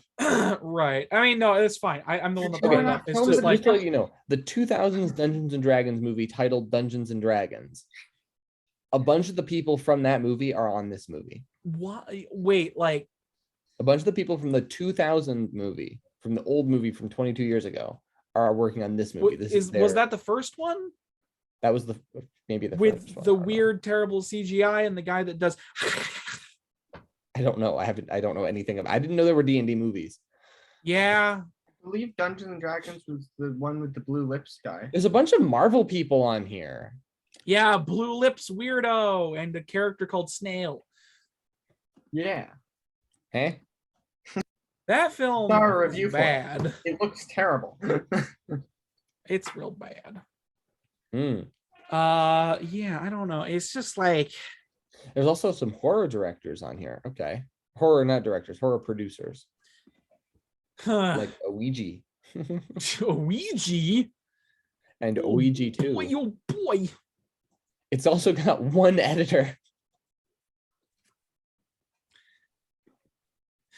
That can't be true. It has to have more than one editor. Probably.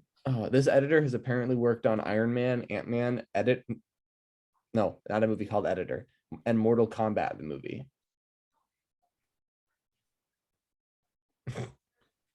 All right then. Is that the new one or the old one? The new Iron Man, Ant-Man. The original Iron Man. And I was talking about Mortal Kombat. Oh, probably the new one. Yeah, probably. All right. Well, yeah, certainly seems like they have all their eggs in the right place. I think so. I don't know. I just don't think it's gonna be good. Like Okay, don't here's the thing, have Aaron, if the first one was a disaster, all we can be assured is that the people who worked on the first one Well, there are was working more on this than one, one. and they've learned their lesson. That's what we should take away from this. Sure. Let's go with that. Oh my gosh. There's a lot of makeup people though.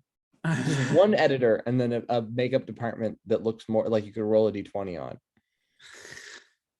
Nice. More Right. than 8. But yeah, it's just yeah, I mean, I guess that counts as a host topic, just me wanting to rant, or not even rant, just like bring up the D&D Direct, which I just still find very strange. Wow. Also the movie, which is just a thing. We have a lot of people on this project. I mean, that's generally how movies go. I know, but like I'm scrolling down and down and down, and it just keeps going. Also, one of the people is twice. He's just entered twice. It's just Jordan Campbell. He's the script supervisor. Also, Jordan Campbell. He's the script supervisor. Oh man, what a Just coincidence! twice for no reason. All right then. IMDb, get your website updated. Yeah. Yeah, I guess that's it for host topics, unless we want to continue ranting about the D&D movie. Well, I think they should hire the people who made Game of Thrones as set design for the movie. I think that would help. Possibly. I mean, I don't know. But yeah, host topics over. We actually kind of had some. Yeah. Yeah, I don't know. It's very strange to me, the D&D Direct. But yes, moving on to news. My brain is frying in this heat. The news is next. You want me to come over and bring you a fan? I have a fan. I'm just it's just gonna be listen. And he watches all your videos. Oh wow! It's so useful. I set that up, by the way. I can Obviously. tell. Very much so. But yes, 4 pieces of news. It's just gonna be hot in my house for a while until we get the air conditioner fixed, because I mean, it's like 80 degrees outside, and that's just what the temperature. It's 82 degrees outside currently, actually. Wow. I'm happy summer exists, I'm glad.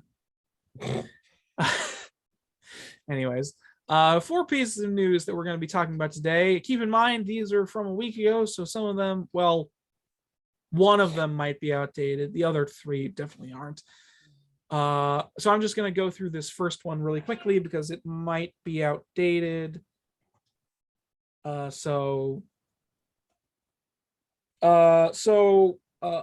Several PS1 classics on the PlayStation 3 and PS Vita stores have seemingly been deactivated for some weird reason. Basically, people have reported, specifically this came up with Chrono Cross, but a bunch of other PS1 classics got this treatment as well. Basically, when somebody tried to download their the PS1 classic, it said that the what was it? What was it? So the what was the word I'm looking for? A notice telling them the license to play the game expired in the year on December 31st, 1969. Which is possibly the strangest bit of this story.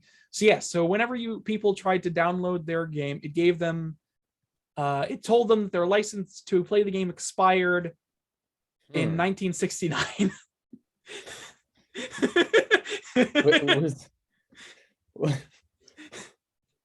So the first idea by this is that people assumed that PlayStation was setting the date for the expiration to that, so people couldn't play the games anymore.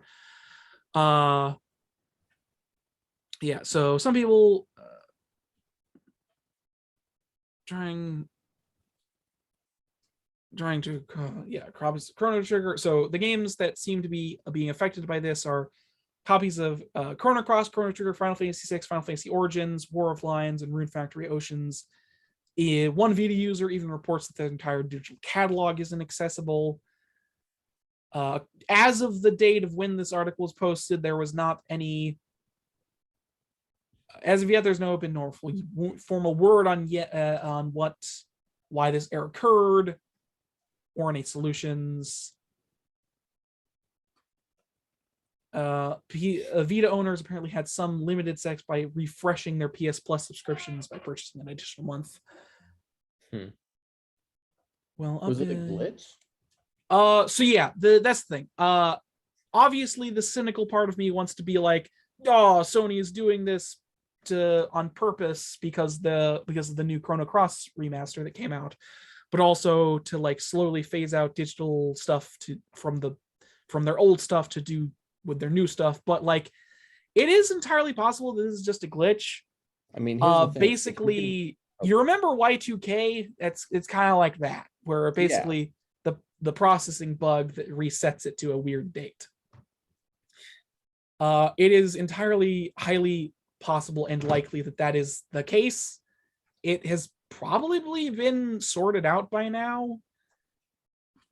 Let me just take a quick look. I didn't have time to check this out earlier. Let me see.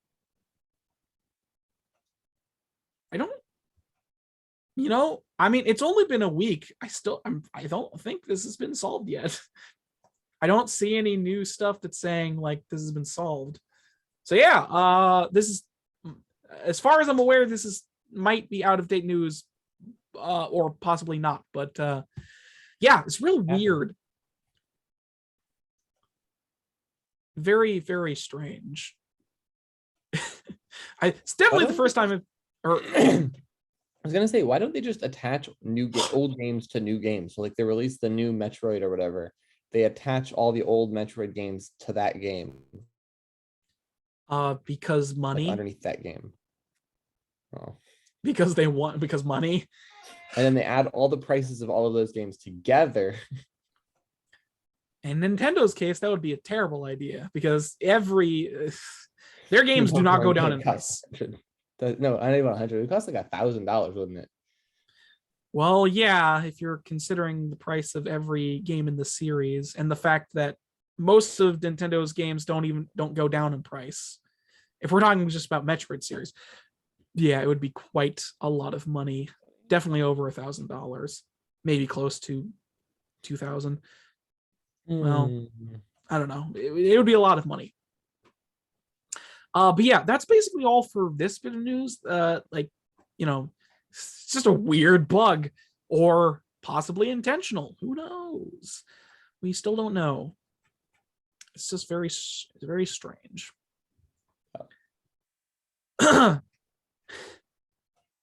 Yes. I did it again.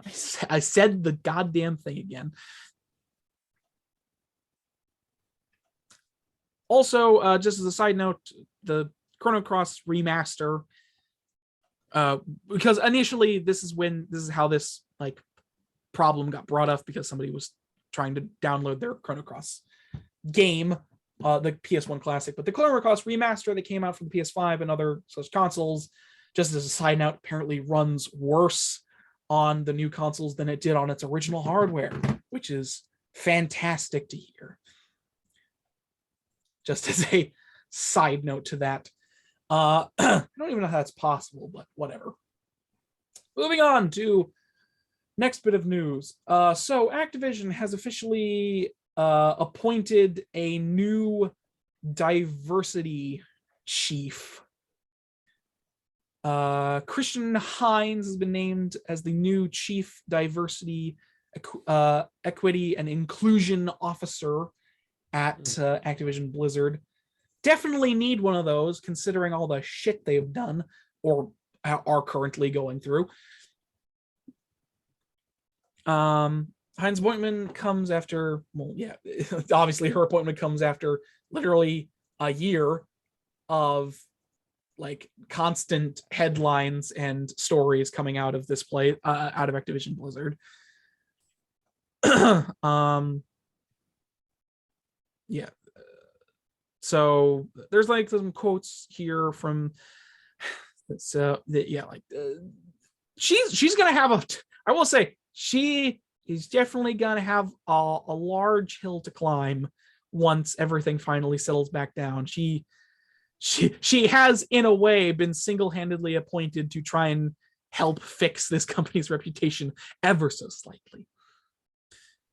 I know that's overcharging, but like one of the major things I wanted to point out about this, so there are some quotes here from her and also Bobby Kotick, the most controversial man in the world currently. Well, definitely not, but the most controversial man that is a part of this whole deal. He's the most controversial man in gaming. How about that? Yeah, I think that equates actually. Activision Blizzard has ambitious goals to become the most welcoming and inclusive company in the gaming industry, said Bobby Kotick. We have already made significant progress ensuring the safety and well-being of our employees, and we are excited to have Christine join our leadership team to help drive even greater improvement. Yes, that is definitely your goal, says Bobby Kotick. Sorry, I kind of glossed over this slightly, but Activision Blizzard has an ambitious goal to become the most welcoming and inclusive company in the gaming industry. Sure, now, says Bobby Kotick. No, that's literally a quote from him. I feel like I wasn't being clear on that because I was just saying random words, but that is a quote from him when talking about this new hiree. Kristen's success leading complex transformation with measurable results makes her the right person to ensure we deliver on our diversity, equity, and inclusion commitments and build a model workplace aligned with our values. The scope of Hines' roles is extremely broad, ensuring progress in hiring and workplace environment initiatives to leading the effort to reflect diversity in Activision Blizzard's games. This will include game design, storylines, character development, and community interactions. So basically her job is to make sure everything to do with the company to at least some degree is aligning with some kind of diversity quota. Be it their games, employees, or otherwise. And finally, a quote from her. I'm excited to join a company that is prioritizing its commitment to DEI and making progress on the ambitious goals it has set for itself. Hines said today, in an industry with historical underrepresentation. I'm looking forward to leading the company's efforts to further or build a workplace that values transparency, equity, and inclusivity. So yeah, that's all fine and dandy, I suppose. I mean, it is what it is. She'll definitely have a rough hill to climb in order to, fulfill those quotas, considering Activision's track record. Also, the fact that they are continually mired in controversy, like they are still being mired in controversy, even while the Microsoft buyout is happening, which is honestly quite impressive.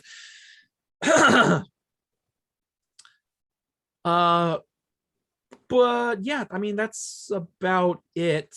I do find it very insulting, I guess, that Bobby Kotick is the one who was talking at first about inclusivity and what did he say? Inclusive, become the most inclusive gaming company in the gaming industry. Sure, whatever you say, guy who's at the epicenter of all of this. Sure, whatever you say. I don't know. But yeah. I guess that's it. I guess that's it I don't have anything else to say. I don't know. Anything to add? I feel like no. Okay. I don't know. I guess I wasn't really know how to. That's the end of it. Moving on. I know that recently Marvel had a little bit of a controversy. Controversy, actually. It was a controversy because they hired female directors for a bunch of new movies. And then one of the female directors said, Marvel isn't letting me direct action scenes in my movie because they'll handle that. She can direct the movie. They'll handle the directing of the movie. So they diversity hired directors. Strange. It's almost like, this is very strange. I don't even know what to say about that other than just what the hell. That's just weird. Why are you hiring the director if you're not going to let her direct? I don't know. It's just really weird. I mean, it's according to her. Well, I wouldn't put it past Disney and Marvel from what I've seen. More so Disney. Yeah. Sorry. Something in my throat. Sorry about that. But yeah, that's really weird. The Black Widow movie. Oh, okay. I mean, it's possible. She claims that Marvel said. When it comes to like grand sweeping statements about like big corporations, I'm fine with going with what she says, just because it's like, I mean, she could be lying. Okay. It's entirely broad possible. Sweeping statement. Okay, I got a broad sweeping statement. You're going to agree with this, right? Okay. I don't know. What is it? It's literally trying to bomb countries. I mean, no, not okay. Directly. What I'm basically trying to say is that. Okay.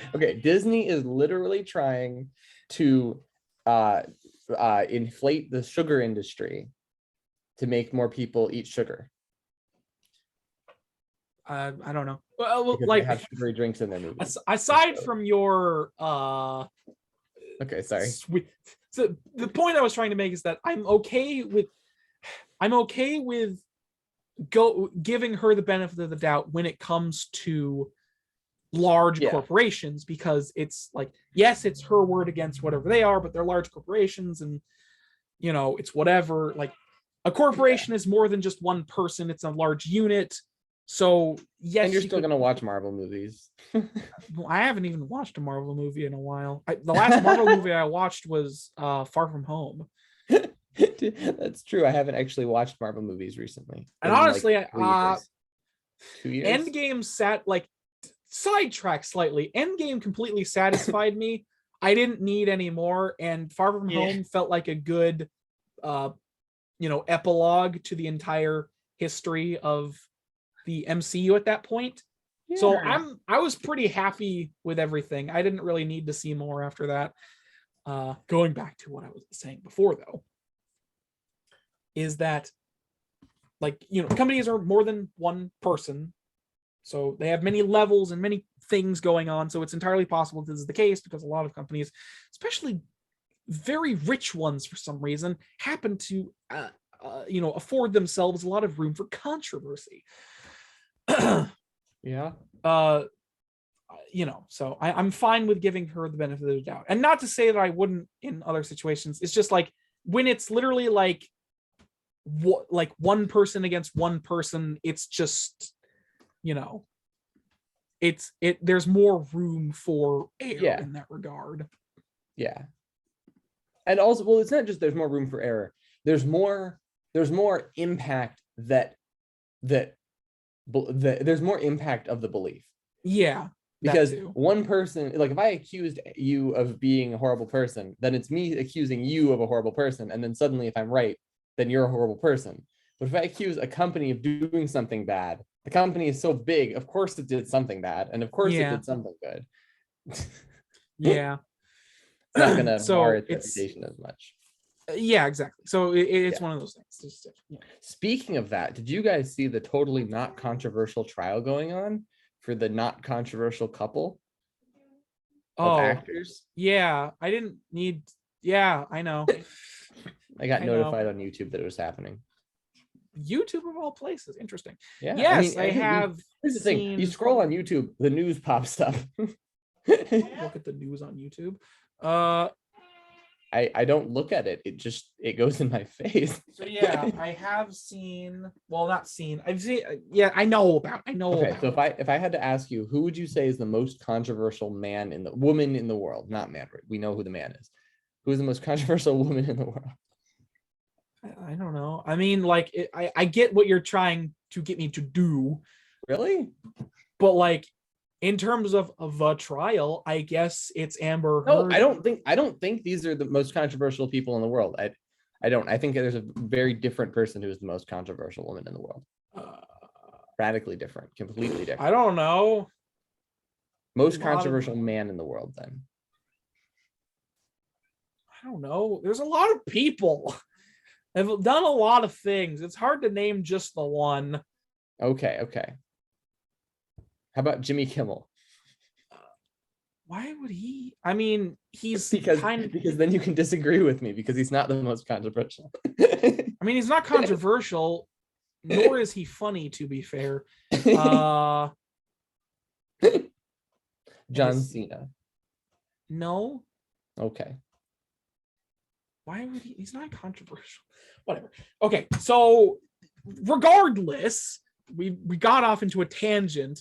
Yes. But yes, I do know about the defamation trial that Johnny Depp is putting over his ex-wife, Amber Heard. Okay. Or whatever. And also the testimony from his first wife, which is very interesting. Yeah. What? Sorry, I've been keeping up with the trial a little bit too much. Okay. That's fine. I didn't personally have a reason to keep up with it just because, I mean, it's interesting. Just because it's not the thing that you find interesting, which makes it is kind of interesting. Like it's just a casual thing. It's like, oh, it's going on now. Oh, I see. Interesting. No, yeah. I'm watching a terrible actress, whatever. I don't know. The face, I don't know. Like, you can say whatever.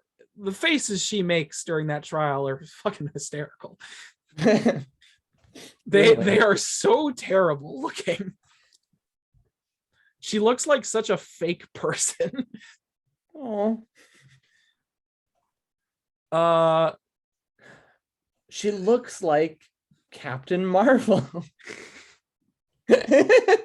I don't know. I actually kind of like Brie Larson. She doesn't look like Brie Larson. She looks like Captain Marvel. I don't know. Although, I mean, to be fair, she could be Brie Larson's like sister or something. I mean, she's in Aquaman. She's one of the main characters. The red, whatever that girl's name is in Aquaman, the redheaded girl.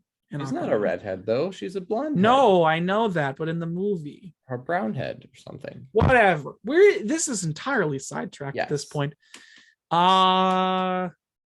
News. Getting back into it. I don't know. I don't listen. If I give my opinion on the trial, somebody is gonna bite me in the ass.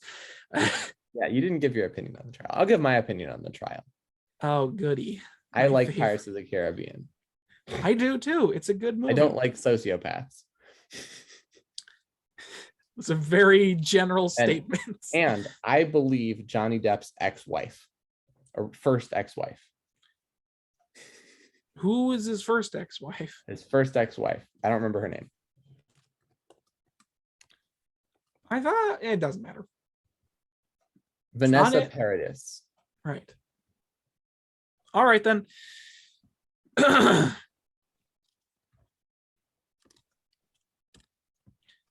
Yeah, okay. Getting back into the news. This is another quick bit of news.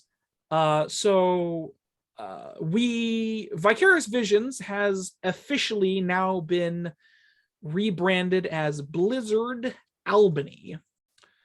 So they have officially merged with Blizzard Entertainment and rebranded as Blizzard Albany. Now, so Blizzard Albany?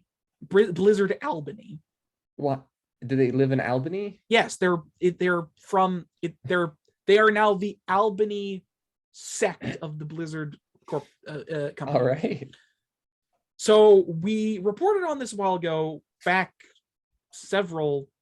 probably even over a year ago at this point, that this isn't technically new news. So we have known that Vicarious Visions, after they made after the release of Tony Hawk Pro Skater 1+2, the remake, they were dissolved into a team at Blizzard to help on the remake of Diablo 2. So we have sort of known that as a corporate entity in terms of like at Vicarious Visions, they haven't been that for a while, but this is the first time they are officially merged with Blizzard and are not just like people working on something for them. They're officially merged with Blizzard and are now, outbased in Albany. So, they say our development team will remain in Albany, New York, and fully dedicated to Blizzard games. And like personally, I think this is like, obviously it was sad when they first were dissolved as a corporate entity, but now the fact that there's like no hope for them getting back to where they were, it's kind of sad because they did a lot of, they've like, they were founded in like 1991 and became a part of Activision in 2005 and have been good developers for a long time on a lot of different like projects, from like Guitar Hero to Skylanders and Destiny, and like more recently obviously the Crash Insane trilogy along with Tony Hawk Pro Skater 1+2, like the one I mentioned. So like it is kind of sad that like these talented people are now just like part of Blizzard and are like just focusing on Blizzard games, Blizzard Entertainment games. Like, and I know like you guys don't have necessary context for this, but like I find that kind of sad and disappointing, especially since like, because Blizzard doesn't really have any major catalog of games that they even release anymore. They got World of Warcraft. That's about it, I guess. Diablo, which the remake came out, and also I think Diablo 4 is coming out sometime. That like they have a library of games, but like they don't do much with it, and a lot like I don't know. Blizzard hasn't done a lot of good things in terms of gaming for a while, especially when it comes to like World of Warcraft or other of their like minor things that they released, like Heroes of the Storm, which was a lot of people really liked Heroes of the Storm, but it just kind of stopped existing because it didn't get a lot of support after a while.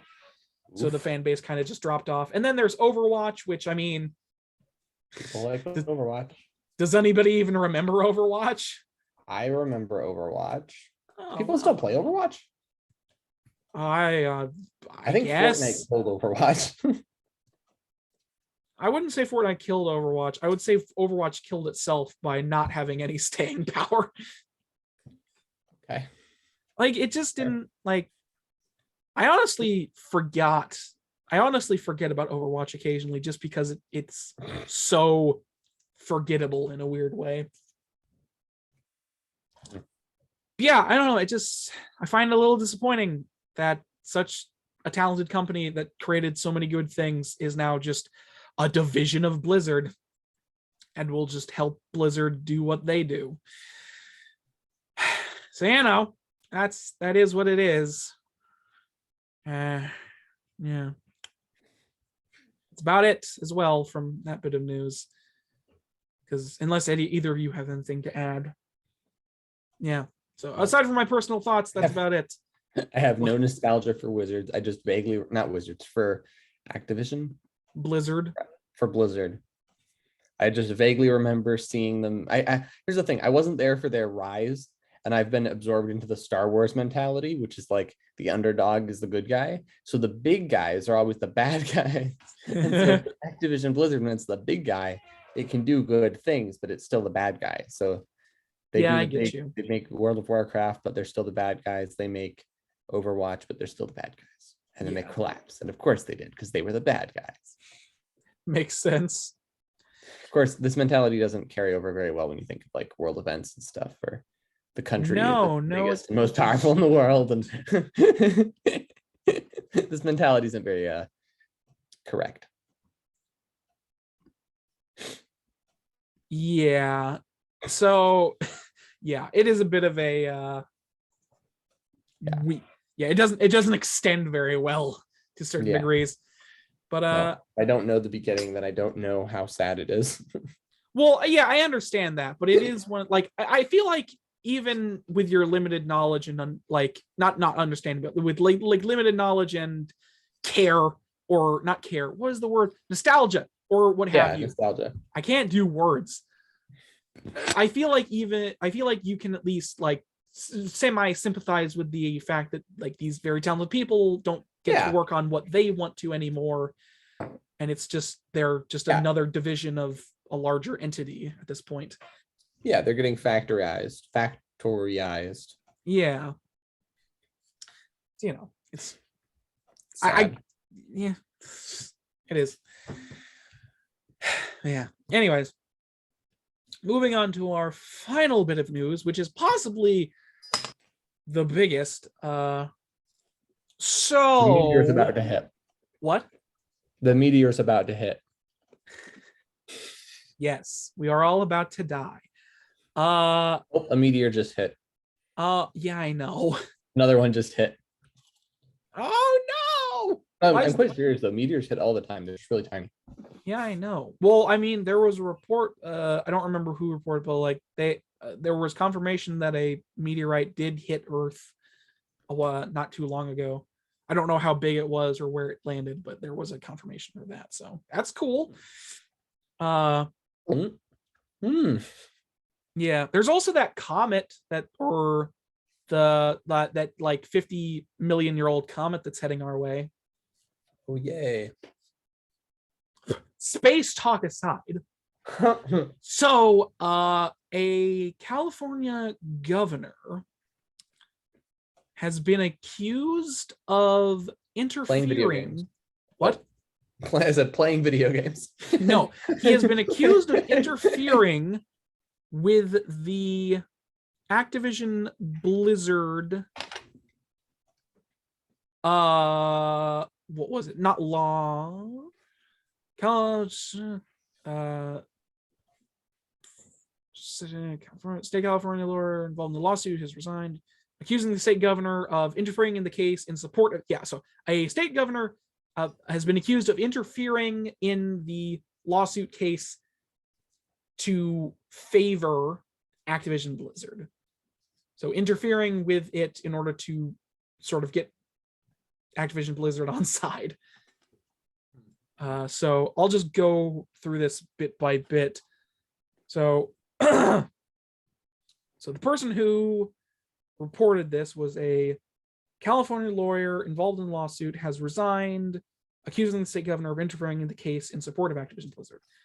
As reported by Bloomberg, the assistant chief counsel for California's Department of Fair Employment, Melanie Proctor, has quit her role.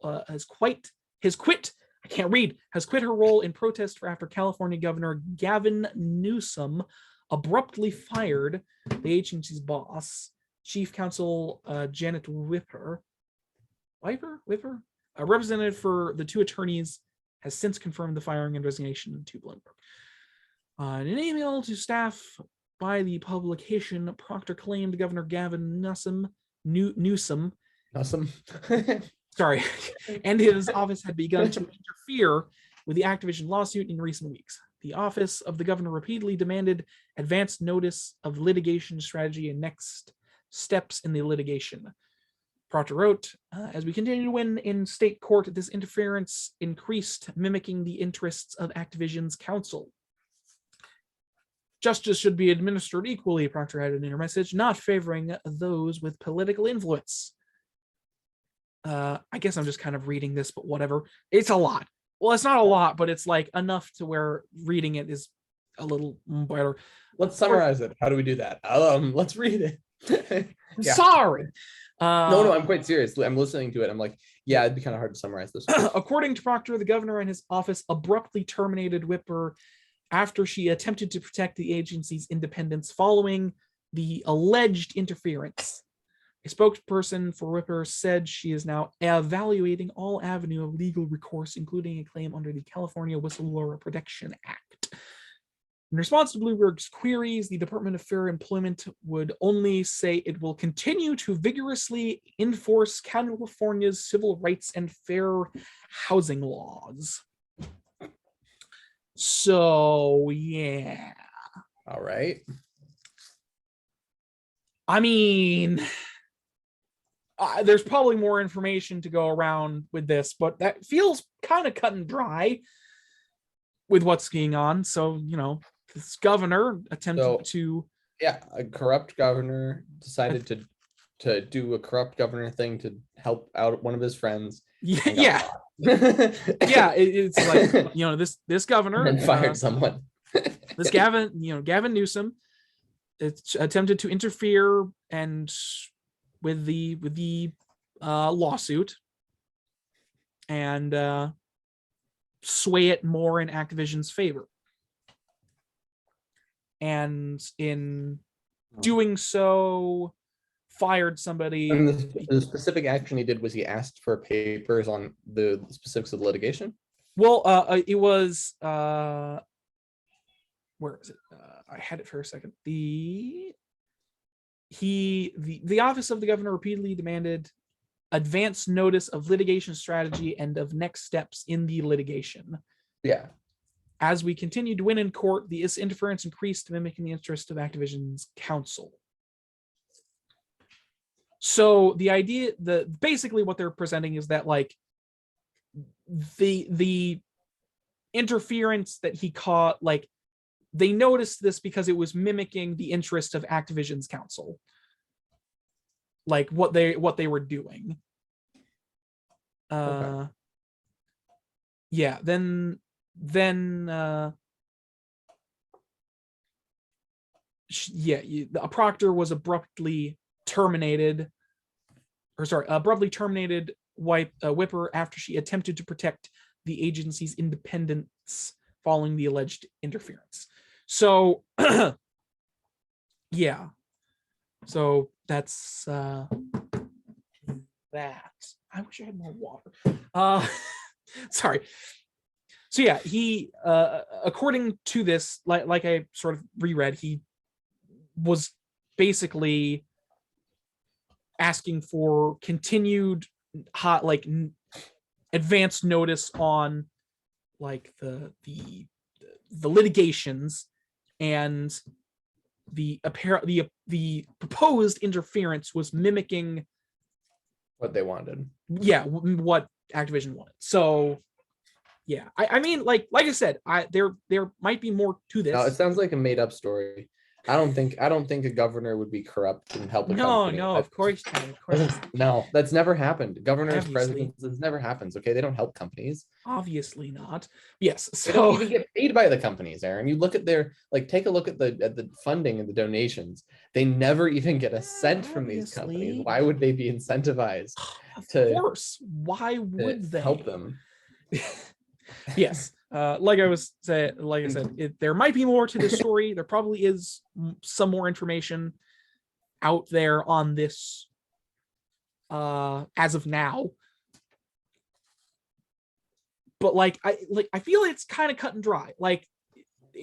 There probably is more to this, but it feels a little cut and dry considering the information we have. You know? Yeah. It seems pretty apparent that this was very active on his part. Now the question is anything going to happen about it? That is a good question, because as it said, the person who was terminated, Whipper, is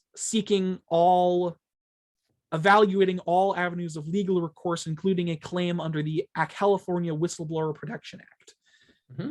So the person that got anything. fired for trying to protect the thing is now seeking all means of legal recourse. And it might not do anything.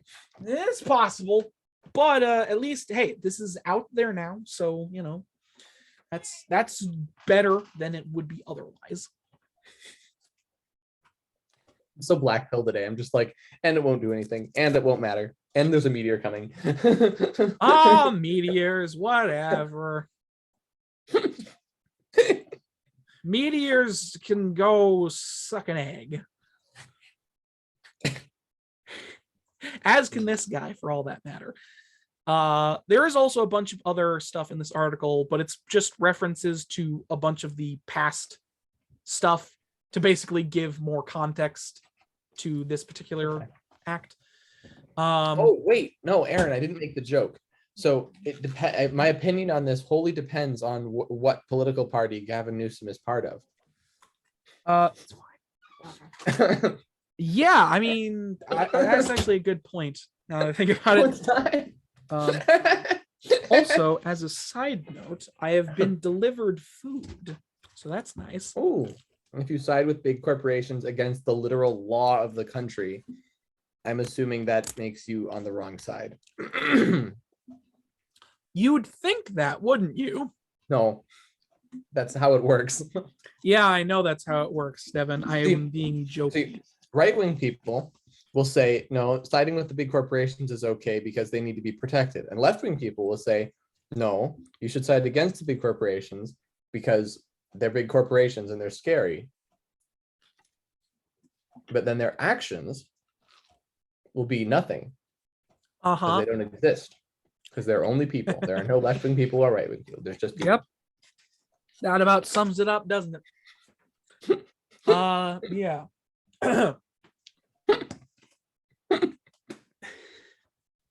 Yeah. I guess we'll have to see what else comes from this. If anything more comes out. I look forward to it. I look forward to whatever comes of this. Watching Wentworth's progress. Yeah. But yeah. Anyways, I think that's about it for this article, and that is it for the news as well. Wow, we got through that. All right. Cool. Anything else to add? We should live stream. Sure, we can do that at some point. We should live stream one of the podcasts. I mean, sure. I'd need to set up another way to record it. That's fair. Never mind. No, it's fine. Okay. It wouldn't be that difficult. But now that we're done with the news, we can finally move on to shameless self-promotion and the end of the show part of the show. Yeah. Unless we want to go on another 10-minute tangent about, I don't know, canals or something. Yes. No, I refuse. Yes. America needs a canal. America needs a canal because we need a big project to work on. All right. That will help our children. We need an art project, and a canal will be a useful and artful project, and really expensive, but that doesn't matter. Sure. And then we'll connect the whole Midwest and the cities on either side. The giant American canal. No. Why? And to make it the digging faster, we can launch some nukes at strategic points along the path. Just a terrible idea on so many levels. Why nukes? Make lakes. It also causes other problems. Like Okay, we'll now launch some being non-nuke uninhabitable. bombs. We'll take a bunch of dynamite. That Dig a little hole, stick the dynamite in it, go a little farther, stick a dynamite in the hole, and it will just do a TNT shred. that seems like a bad idea. Uh-huh. No. No, it really No, doesn't. not a bad idea at all. So yeah, anyway. So yeah. Welcome to Shameless Self-Promotion, the part of the show where we promote ourselves shamelessly. I can't words. It's very warm in my room right now. So, Matthew, you haven't talked for like the past, I don't know, like hour and a half. Why don't you go first? Well,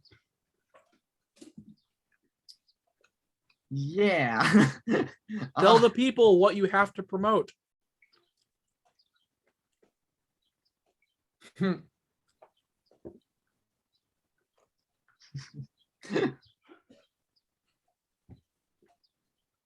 Is it anything? Not at the moment. So you're telling me you don't have a channel and you don't have anything on it? Well, I have channels, but I haven't uploaded them a bit. He doesn't upload videos. I know that. I have a video coming out about how America needs a canal. I'd like to see you do that just as a joke. It will be a joke, but it will be a very funny joke, and I'm actually serious about the idea behind it. I know you are. We went on a massive rant. Hey, I realized in myself I have a nostalgia for the Cold War, but that the only reason I have nostalgia for the Cold War is because during the Cold War we went to the moon for no freaking reason. We went to the moon to get the Soviets, to prove to them. You want to go back? You want to go first. back to the bubble economies where we could do anything just because we wanted to.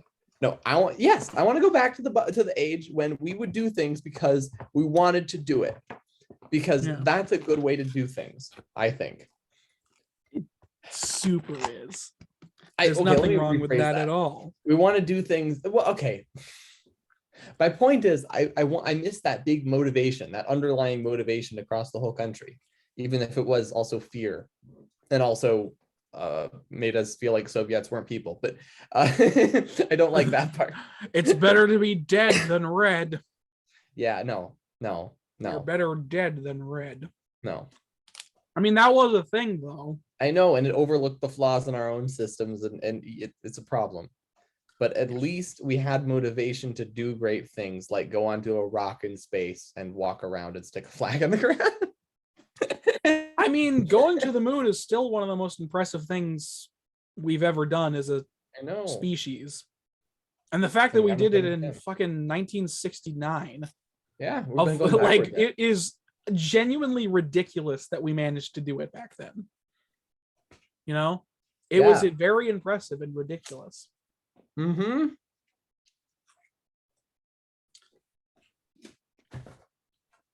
That's my point. We haven't done anything close to that in the past several years. Cell phones. Well, we've put a lot of tracking device. We've put a lot of unmanned iPad, TikTok, and YouTube.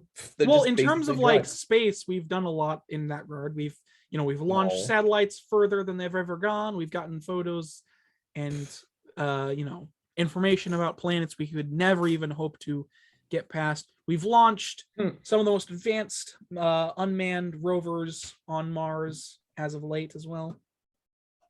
Cool. And they actually landed? Yeah, there was like a literally one of the most advanced rover we've created thus far landed on Mars like last year, I think. Okay. And it was this whole like landing sequence. I remember this now. Yeah. It was very cool. But yeah, anyways, hey, what you got to promote? I have a YouTube channel, a couple of YouTube channels. In fact, I have a Minecraft YouTube channel. Yeah. If you want to watch Minecraft videos, I have my Bean the Builder.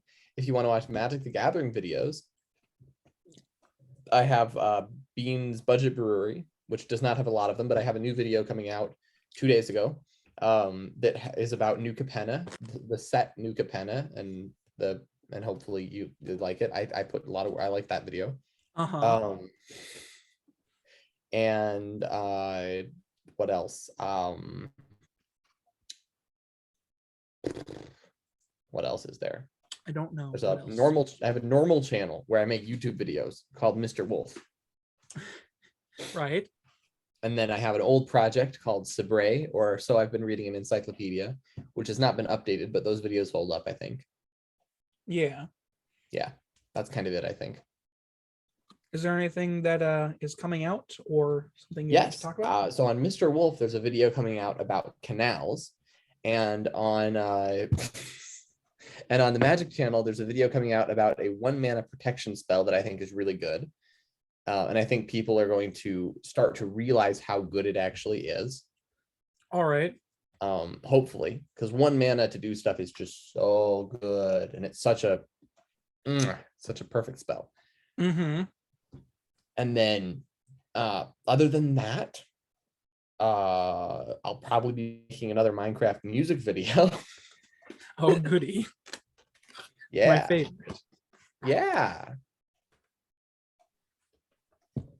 I'm sure that'll go over well. It will. It'll go over great. Song. Popular song. We don't talk about Bruno. We don't talk about Bean. I'll make a Minecraft video called We Don't Talk About Something in order to jump on that trend. Yeah. I haven't actually even heard that song or watched that movie though. I don't know, man. Entirely up to you, I guess. No, trend jumpers. That's how you do things, Aaron. You can't just talk about video games. You got to talk about everything. Mm-hmm. Consistency is not how you get success. Forget every successful person who tells you that. The way you get success is by jumping on the latest trends and then not uploading for 2 months and then jumping on. Yeah, exactly. That's definitely how you get subscribers. That's how success is measured, right? Yeah. How many trends can you jump on? Mm-hmm. That's why everyone's doing it, because it works. I mean, you're not entirely wrong, but you know. Oh, I'm not entirely wrong. You just have to do it better than everyone else, though. Mm-hmm. And you can do consistency better than everyone else a lot easier than you can do jumping on trends. Yeah. Yeah, you can. All right, then. Yeah. So that's it for you on terms of promotion. Yeah. Okay. Podcast. Been a little on and off lately for some reason. Because we took that 2-week break and then we took another 1-week break. I'm trying to, I don't know, just outward circumstances prevents us from doing this. But other than that, it should continue to be uploaded Sundays. Like I said earlier in the podcast, I have 2 video ideas that I'm working on scripts for. Those, I mean, I don't know. Like, I don't have time frames if I'm rigorous. At least one of them maybe in the next month. Probably. You want me to come over and help you record it or no? I mean, I don't. Okay. I also, by the way, I want to pitch this to you. Real quick. All right. This is something you might be working on if you think it's a good idea. Ethno guesser. Okay, so all right, I can already tell where this is going. You know a lot more about ethnography and ethnicities than me. Ethnicities. Yes, how do you ethnosis? Ethnicities. Thank you. Is that the word you're looking for? Yes. I was also, spelling why do I know more about it? My point is, you know a decent, you know more about it than me. And so it would be really cool is to look up just actors and actresses, famous people, and look up their ethnicity and like their makeup and whatever, like the gene makeup and what's dominant and whatever. And then we guess what ethnicity they are. Maybe we like play a clip to get extra hints and stuff. Can you guess who? It's a mystery. Are you black? Yeah. Can you guess who? God. I think it would be fun. Really offensive by modern standards. Guess who? Well, oh my God, that's except really it funny. wouldn't be offensive. Okay, it's not really offensive at all. Yeah. It's just I think it's really funny. Can you guess who? It's a mystery. Are you Asian? Is your character Asian? Flick, flick. You're out of here. Flick, flick. Can you guess who? It's a mystery. God, that is hilarious on so many levels. Okay, I'm glad you think it's a good idea.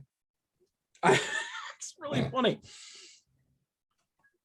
Anyways, I'm glad that's how we're ending the podcast.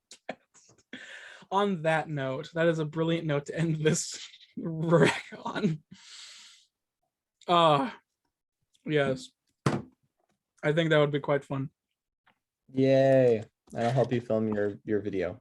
Well, the thing is, I'm not sure if I need your help specifically to film it because it's not it's not like I'm talking to a camera or whatnot, but I'll help you edit it.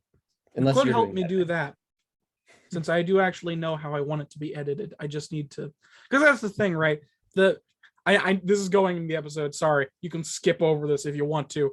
The thing is, like, the time frame, I also included like learning my editing software because like I haven't quite figured it out yet. I've used it enough to like know some sort of basics, but like not anything major. But I need to fully learn it before I can do anything super mad cool with it. So you could help with that to get it out faster, I suppose. Yes. Other than that, going swiftly before we end the podcast, I want to go back to the promoting thing. Because those two videos I discussed earlier will come out, at least the first one about difficulty within the next month, most likely. The next one, I don't know. I need to think more about that. That one's more complex because it's about bits and bytes instead of like a concept. And that's about it. YouTube, Gaming the Discussion, SoundCloud, GTD Podcast. Find it there. Enjoy it here. All the cool stuff. Hope you enjoyed that. And that is it for shameless self-promotion.